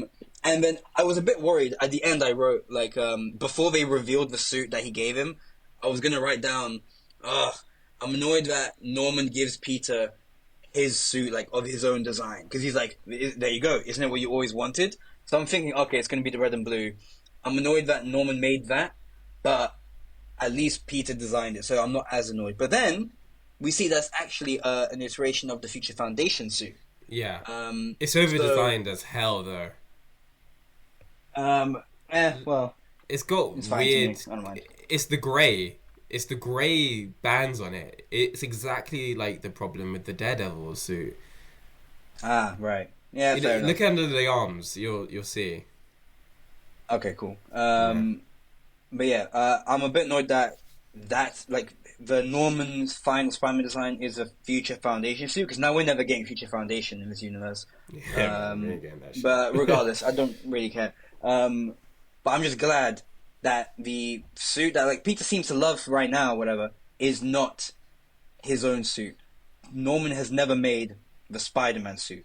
When Peter and Norman finally split up and he has no costume anymore and he makes his own one, it will be his own made one. And the design is completely from his own brain. It's not copied from one of the ones Norman gave him. But yeah, of the suits that Norman did give him, the Husk suit, the Hornet suit, and the Prodigy suit. The Husk suit, it's introduced with like the kid with the balloon, and I wrote down, black suit, kid with a balloon, it reminds me of the Ultimate Spider-Man game, where the first mission you play as Venom is you eat a child with a balloon. You just swallow him up. Yeah. It made me think of that immediately. I had that game. Yeah, same. I never got past like the first 3 levels. The game, That's my why you disc was know. damaged. It kept resetting. So, yeah, never saved. But yeah, I like the thug who ran past the store. Something he said, "Yoink." That was funny to me. I like that all of Lonnie's peers in the fucking gang are clowning on him for doing his homework. Yeah, If you listen to that, look at come on, Einstein. superstar. Yeah. This guy wants to study. Get out, I wrote down, I like Bulldozer the most. He's the funniest one. He's like, "You gonna eat that?" He just comes in, he keeps having little comments or whatever. I like that. Yeah. I wrote that negative. Peter's not funny, bro. Like he just like his Spider-Man jokes aren't so bad, but when he's Peter and he like tries to make a joke, I'm just like, boo! Oh, you suck. I'm not liking Nico at all. Really? Yeah, so you know what? It's just Spider-Man's as a friend. In her perspective, like Peter is doing an internship, and you know he's essentially just got a job, and Nico just needs to like talk to more people. You know, like get off my dick. Yeah, make another bro. friend, bro. Exactly. Jesus But every Christ. time Peter has any other plans, she's just got this look about her. You know. Fine. Well, and like it reaches 7:01. They were meant to reach meet at 7. It was yeah, she's like, 7:01. Peter, where are you? And then she's like, "What the fuck, Peter?" I'm like, "It's been a minute." Oh my days. Leave me alone. Honestly, I wrote down though that when she was like complaining about how like Harry's a rich kid and a like influencer and yada yada, she said all these things about when she'll have to join the rebellion. I just wrote down Hadafa would love Nico if he caught up with this show. That's the exact character he would love. Yeah, for real. I really like. Am I jumping ahead a bit? Well, so I've got episode 2. Okay, let me start on episode 2. I like the dynamic of the thugs, like the Russian thugs. I love the way they talk to each other. That I found really funny. Again, I like the characters in this show for the most part. Like even if there's not much to them, I like that they're different. And when we talk to each other, there's always something good there. There's always a good dynamic. I like that a lot. The comedy in the show, I'm surprised by how much of it I do like. I like it. As opposed to the rest I'm neutral on. Bit, yeah. Yeah, I'm finding the show pretty funny. It's always the little things, like the yoink guy and just the way people talk to each other. Hey, Einstein over there. Yeah, when Mikhail kept like they were like, "Oh, Mikhail's the muscles. I'm the muscle, and I'm the brain. I'm also the brain." It's like, all right, buddy, and you're the wild card. I'm also wild card. Like Mikhail, shut up, man. And then the unicorn one jumps out at the end. The comedy's all good. I like that Norman. Like I said, he resents the Avengers right now. It kind of reminds me of how in the comics he would then take over as the leader of the Dark Avengers. I could see this Patriot. version of Norman definitely doing that. Yeah, in fact, I made a good point. I made a note that I really like how... I made a good point. Sorry, I made a point. The show is making a good point of making Norman like he's really into the aesthetic and the style of superheroes, and he's a bit of a fanatic of it because he's obviously a fan of Captain America and all that. And I like that because then it's going to explain, if he becomes Green Goblin, why he's so theatrical and why he's got a costume and everything. Yes. As opposed to like in the Raimi movie, it's just like some armor, and then for some reason he invents a helmet for it, which didn't exist before, and he acts all crazy, and for some reason. And in the next one, he doesn't even add anything to it; it's just the armor. But in this one, I can see this Norman making a costume and it making sense because he likes that. I like. He's that having a really good time. He loves this whole thing. Vehicles love hitting Peter. When he was in the Hornet suit, got hit by a bus. Yeah, and he got hit by a car in the first episode. Yeah. He gets wiped away like a bug. Yeah. So no spider sense. Still, yeah. I guess because again, this was as a holdover of them being MCU prequel. Because Tom's Spider-Man barely had spider sense, so I guess they're gonna wait to introduce if that. they make a Norman reveal and do it the same way that they did in the MCU, that would be pretty cool. Yeah, if it's like the first time his spider sense kicks in, is the Green Goblin? That. Yeah, That'd would. be pretty cool. You know what? I like that. Let's hold out hope. Yeah. Yeah. I like we got Scorpion. We got Matt Gargan in here. Yeah, exactly. It's weird. he's I not- recognized his name Yeah. immediately. I'm like, damn, I know. Wait, I just why do all these names just sit in my brain? Yeah, it's a bit sad. But anyway, I Yeah. like that the scorpion tattoo that we Yeah. see in Homecoming is a gang and everything here. Yeah. One of Oh, the they members, mentioned tracksuits as well, didn't they? they might have. I don't actually. I think, didn't pick yeah. up on that. But yeah, I like Matt Gargan is like this big buff guy. He doesn't really look like the Homecoming one, other than having the eyebrow slit and being bald, I guess. Yeah. Other than that, he looks unique. He's in the opening now. We can tell because we see in the opening there's the guy with the silhouette with two different colored eyes, and that's clearly Matt Gargan. Yeah. And yeah, I'm liking a lot of the things here. Fucking Big Donovan though, like, shut up, man. Let Lonnie do football. Fuck, man. I love Leave him Lonnie so much. alone. This is really annoying. This guy's just being such a nuisance. I get his really gang, like, enjoy it. I would not survive in a gang because the guy would call me and be like, "Bro, I'm busy," and I'd be on the news the next day. I'd be dead. So, yeah. Oh man, Lonnie got shanked as well. You see, this is annoying because we just have a character which is way more engaging than Peter is in this show. Unfortunately, yeah. Yeah. But yeah, what did I write here? Oh yeah, saving over chasing. So yeah, Peter chooses to save the people over chasing down the villains. The Russian. It felt like a classic Spider-Man thing. PS4 like situation where you have Yeah. to tap triangle, press Yeah. L1 to hear the fucking civilian. I like that. Yeah. And then so that's all I have for episode 4. And then episode 5. Yeah, Otto. I love his design. I like the implied rivalry. I hope we see more of that. Yeah. Like Norman not knowing Harry's age. I like the teacher who's just a random fanboy of Peter because he knows Harry. Again, Yeah. this is about like all the side characters just have something about them that keeps them different. He's like, oh my god, there he is. Oh, he waved at me. Or like, oh, I'm waving. Yeah. I like that. They're all just so fun. I don't like too much attention being on Peter as like Peter Parker. At least in this stage of his early days. But I guess it's not like I don't feel that bad about it, you know. Yeah, it doesn't bother me. I love that Nico, he's talking to Peter and he's not paying attention. She mentions both Cap and Iron Man. But then when she goes, oh, you're not listening because I mentioned Cap and he's basically a messiah. She doesn't say that about Iron Man. So exactly. he likes Captain America more than Iron Man in this universe. And I love that is the reason he wants a red and blue suit. Because, think about it now. You get spider powers and you're making a costume.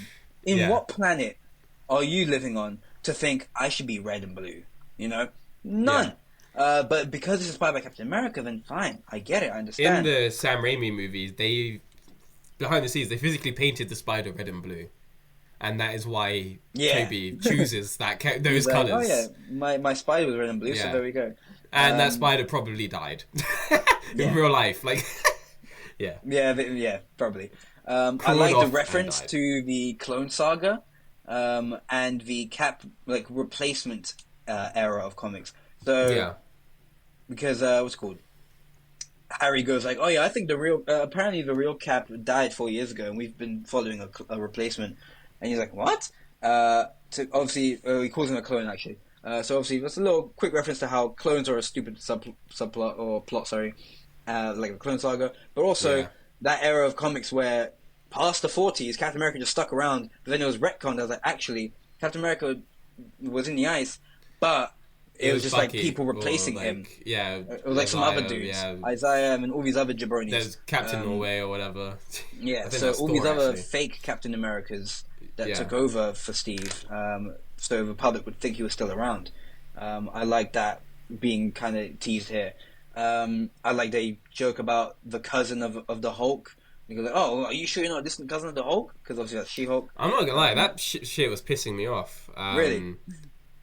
It's just Peter is getting his ass whooped by this girl, like this human being. Somehow, yeah. He's earlier. Okay. Oh, side note: we saw him when episode 1, he stops the car against the bus, just like the Yes, clip in Civil War. Civil Yes. War. And I meant to bring that up last week. I meant to wait. bring up today, Yeah. but I somehow skipped that little. Yeah. I'm looking at that note right now. I don't know how I missed it. But also, Bright white. Peter is strong enough to like stop a moving vehicle, but he's really getting beaten up by fucking this chick.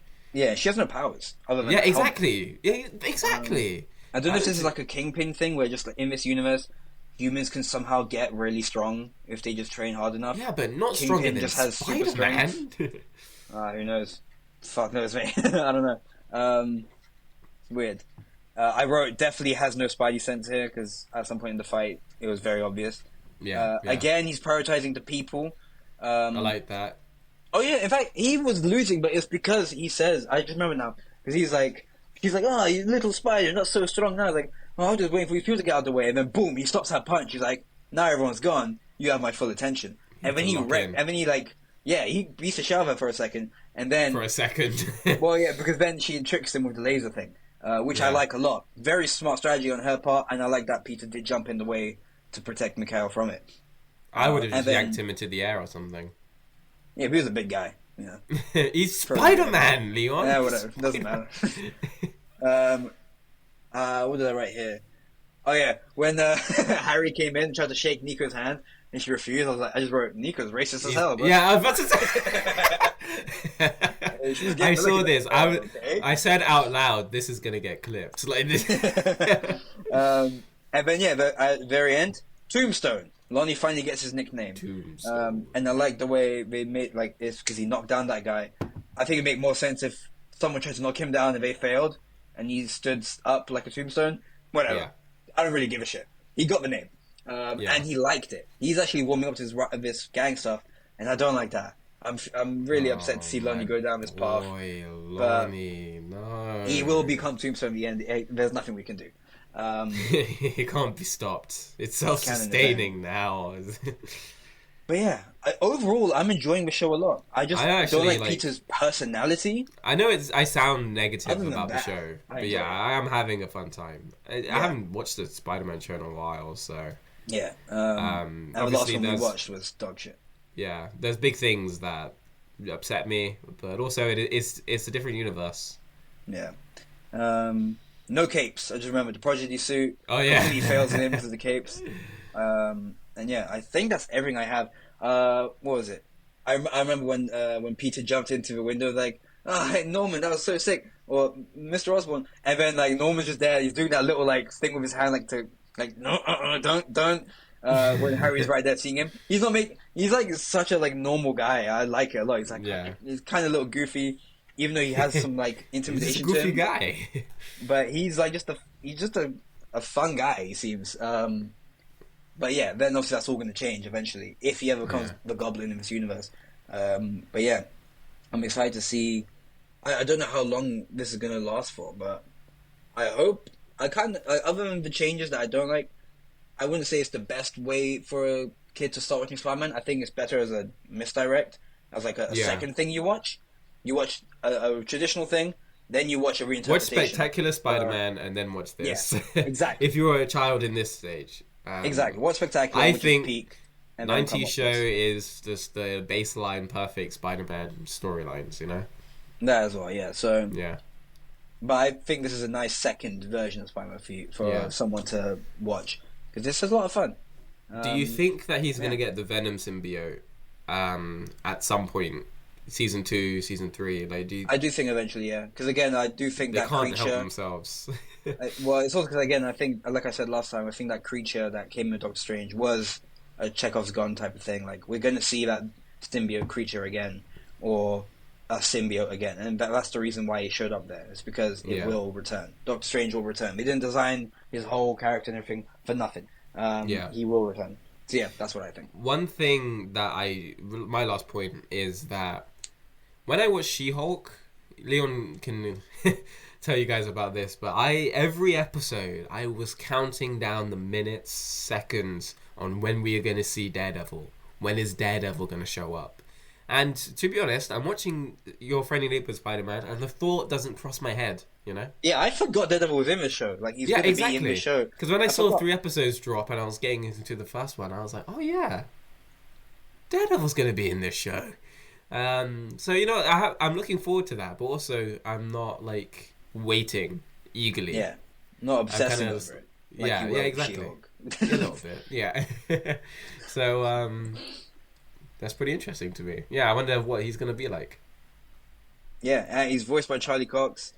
But so the thing is, like, this that's Spider-Man exciting. hasn't got the sass, because I went back and I rewatched that episode with Daredevil in The 90s. 90 show. Yeah, they're just straight. It's just beef. There's straight beef in. Yeah, he each beefs other. with every superhero Yeah. he comes in contact with in that show. Whereas He's just this such an angry guy. this Spider-Man, he hasn't got that, man.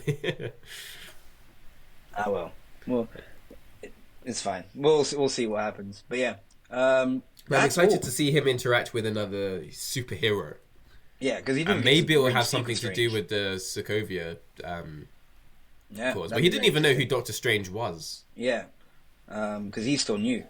Yeah. Yeah. Well, if One it's second, 2016, yeah. Cool. Yeah, that is all my thoughts on what we have for this week. Yeah. Pretty good. 3 episodes of Invincible I really like. 3 episodes of Spider-Man I decently liked. Yeah, And it's some a huge interesting week. news as Two well. good trailers.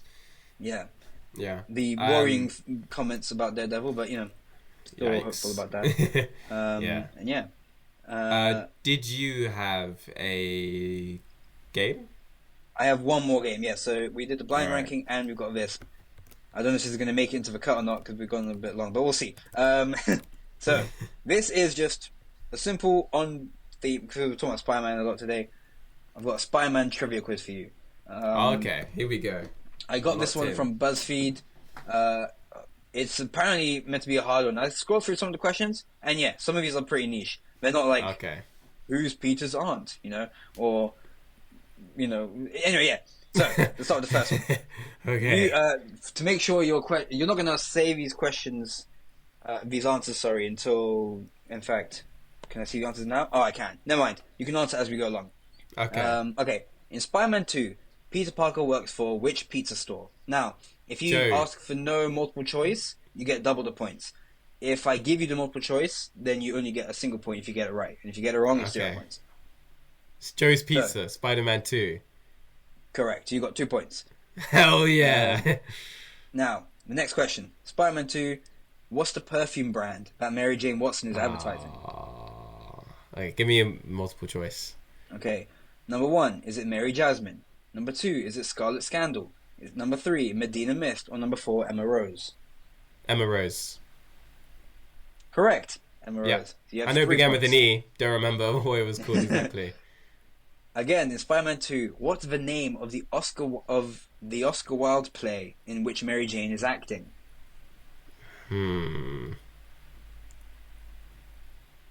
Okay, give me a multiple choice.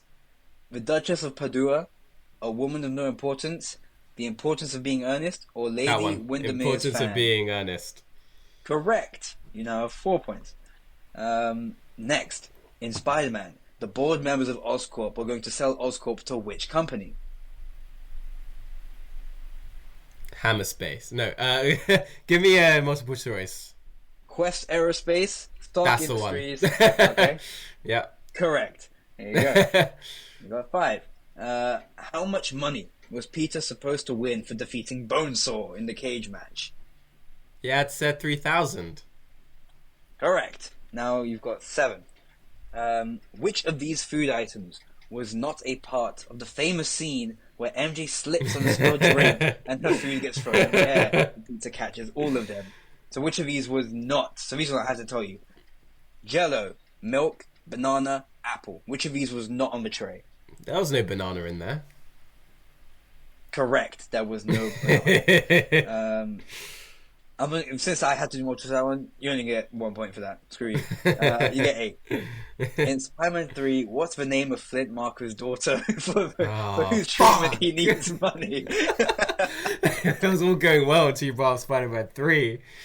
That's the one I've seen the least out of. What's the name of the daughter? Okay, give me a multiple choice. Is it 1, Jenny? Is it 2, Penny? Minnie, Annie, or Sandgirl? I may have thrown one of those in there myself. I'm gonna go with Penny. Correct! Yeah. You got 9 points. In Spider-Man 3, what's the name of the restaurant where Peter was going to propose to Mary Jane? Okay, give me a multiple choice. If you somehow knew yourself by head, I'd have to end the game right now. Sea Breeze. Is it Clair de Lune? Is it Amour Noir? Or is it Constellation? It's either between Sea Breeze or Constellation. And my gut is telling me Constellation, but I'm gonna go with Sea Breeze. Incorrect. It's actually Constellation. Ah, damn. For some reason I thought it was. Okay, damn. So what is it? You're still on 9? Cool. Okay. I would have thought the other two, because they sound French, and obviously I am French, as that guy said. I trust him. Bruce Campbell. Yeah, they didn't even say it in the movie. I think we just show it on the front in that one establishing shot outside. I could picture it. Like, don't get me wrong. These movies just play in my head just all the time. Okay, what is the name of Flint Marko's accomplice who had fell to his death in Spider-Man 1? Okay. I think I know it, but give me the multiple choice. Dennis Carradine, Rogelio Ramos, Jules Smith, or Dan Bradley? It's the first one. Correct. Yep. You're at 10. Okay. In Spider-Man Far From Home, what's the name of the hotel where Peter and his schoolmates stay in Venice? I couldn't tell you. Give me a multiple choice. Is it Hotel Medici? Is it Venetian Verve? Is it Hotel de Mateus? Or Marco Polo? I don't know. I'll go with the first one. I have no clue. It's actually the third one, Hotel de Mateus. Yeah, see, I'm not the Tom Holland. It was going well. So you're stuck on 10. In Spider-Man Far From Home, what's the name of the movie that Peter watches on his flight to Italy? I don't know. What's the multiple choice? Hunting Hydra, Heart of Iron, Waking Up in Wakanda, or The Shield in Snow? Heart of Iron? Correct. That makes sense. It Yeah, is okay. Heart of Iron.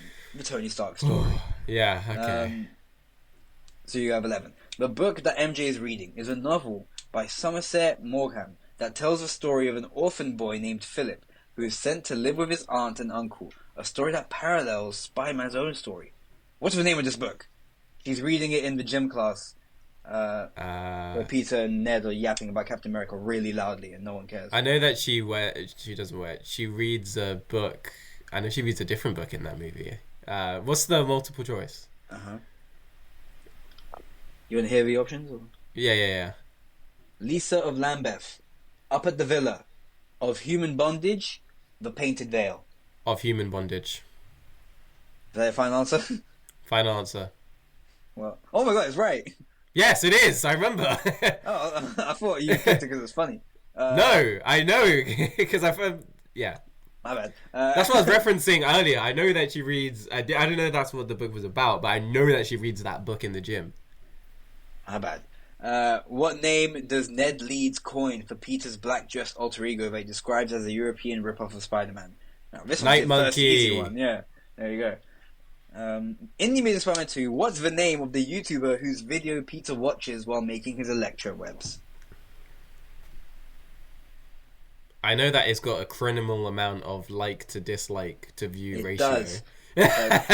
His But what's names it called? are Dr. Wallins, Okay. Dr. Marlings, Dr. Pallings, or Paulings, or Dr. Jolings, or Jallings. I don't know. Dr. Paulings was it Pallings. the third one? It's actually Jallings. Dr. Jallings. Not Pallings. I wouldn't have known. In The Amazing Spider-Man 2, what gift does Harry Osborn say he got from his father when he turned 16? Whiskey, wasn't it? But give me Scotch? yeah. What's the multiple choice? I got Scotch, Rolls Royce, Cuban cigars, private jet. Scotch. Correct. Yeah. What's the score now? What, 12? Yeah, Thank 12. you, Dane DeHaan. In the only time we'll ever say that. In The Amazing Spider-Man, on which bridge does the first confrontation of Spider-Man and Lizard take place? Which bridge? I'm gonna say Manhattan. I don't know bridges. What's the Manhattan multiple Bridge? choice? Okay, well, the choice. Once I hear it, you're once I never hear it, getting I'll- these double points, by the way. You're getting Manhattan Bridge, Brooklyn Bridge, Williamsburg Bridge, and George Washington Bridge. It's Manhattan. No, it's Williamsburg Bridge. Oh, all right, Yeah. never mind. Still on 12. In Amazing Spider-Man 1, what's the name of Dr. Connors' superior who forces him to start human trials with the lizard research? And I could see him. He was also in Jurassic World 2015. He What's was. his name? This will give the parents nightmares. That guy. Yeah. Give me the multiple choice. Dr. Rajit Ratha, Oh, Simon no. Masrani, Sumit Patel, or Jamshed Jindal? I'm gonna go with number 2. Simon Masrani? Yeah. It's actually the first one. Dr. Ah. Rajit Ratha. The only one with Doctor in his name. I don't know Yeah. how I didn't give it away. In Spider-Man No Way Home, which university's hoodie is Doctor Strange wearing under his cape? Okay. Give me a Harvard, Cornell, Stanford, Columbia. Columbia. Yes, Columbia University. Right. Whew. I In saw that Homecoming. 6 times in cinema. Yeah, you think you know by now. Yeah. What's the name of this deli grocery store that is usually frequented by Peter Parker and also appears in No Way Home? The deli that gets blown up. Yeah, Mr. Oh wait, which movie? Homecoming. In Homecoming. Okay, so it's the Delma. Del Mars, yes. Yeah, part 1, not part 2, which was in No Way Home. Correct. Which famous American, once portrayed on screen by an actor appearing in the MCU, including Homecoming, is featured on the jersey of MJ while she's outside the Washington Monument in Spider-Man Homecoming? I don't know. Give me them choices. Sylvia Plath, Anne Sexton, Emily Dickinson, or Dorothy Parker? I don't know any of them. One of them was portrayed in the MCU at some point, I don't know. Go with 2. 2. including Homecoming. She's in Homecoming, portrayed by someone. I'm not good with names. Oh, wait, I recognize Matt Gargan's name right away. I've got all these names in my head for some reason. I remember you saying earlier Yeah, with fictional. Yeah, 2. 2. It's actually not 2. It's actually Sylvia Plath. Who is this woman? Little trivia. Interesting. She had written a poem titled Spider and was portrayed on screen by Gwyneth Paltrow. Oh, Oh damn! okay. I misread the question. She's not appeared in the MCU. She's Oh been my portrayed God. by an actor who was in the MCU, including Homecoming. So an actress who was in Homecoming has played this character. So yeah, Gwyneth Paltrow. Whoops. Anyway, I would have got that then. You out give of me that 20 point. questions, you scored 13. According to them, I gave you double points for some of them. I've already forgotten what those were. So Oh, a lot Let's of the say you Raimi got- ones. no, most of them you went multiple choice. Let's say you got 14. Yeah, we'll go with that. 14's a nice one. I 14 don't out of know. 20. More than half, so that's pretty good. And again, that's Yeah. all from the Raimi questions. Everything else was pretty much wrong. But yeah, so there we go. Okay, you know That what? is That it. was fun. I don't know if I'm going to do this every time or you want to do one time, but we'll Yeah, I'll quiz you up. see. Cool. All right, cool. Yeah. So yeah, Well, not bad. Does this? I think we should wrap it up, Leon. yeah. I think now's the time. And yeah, this was a good week. Good stuff. Yeah, it was a good week. If you've enjoyed this episode, leave a like. Thank you for tuning in.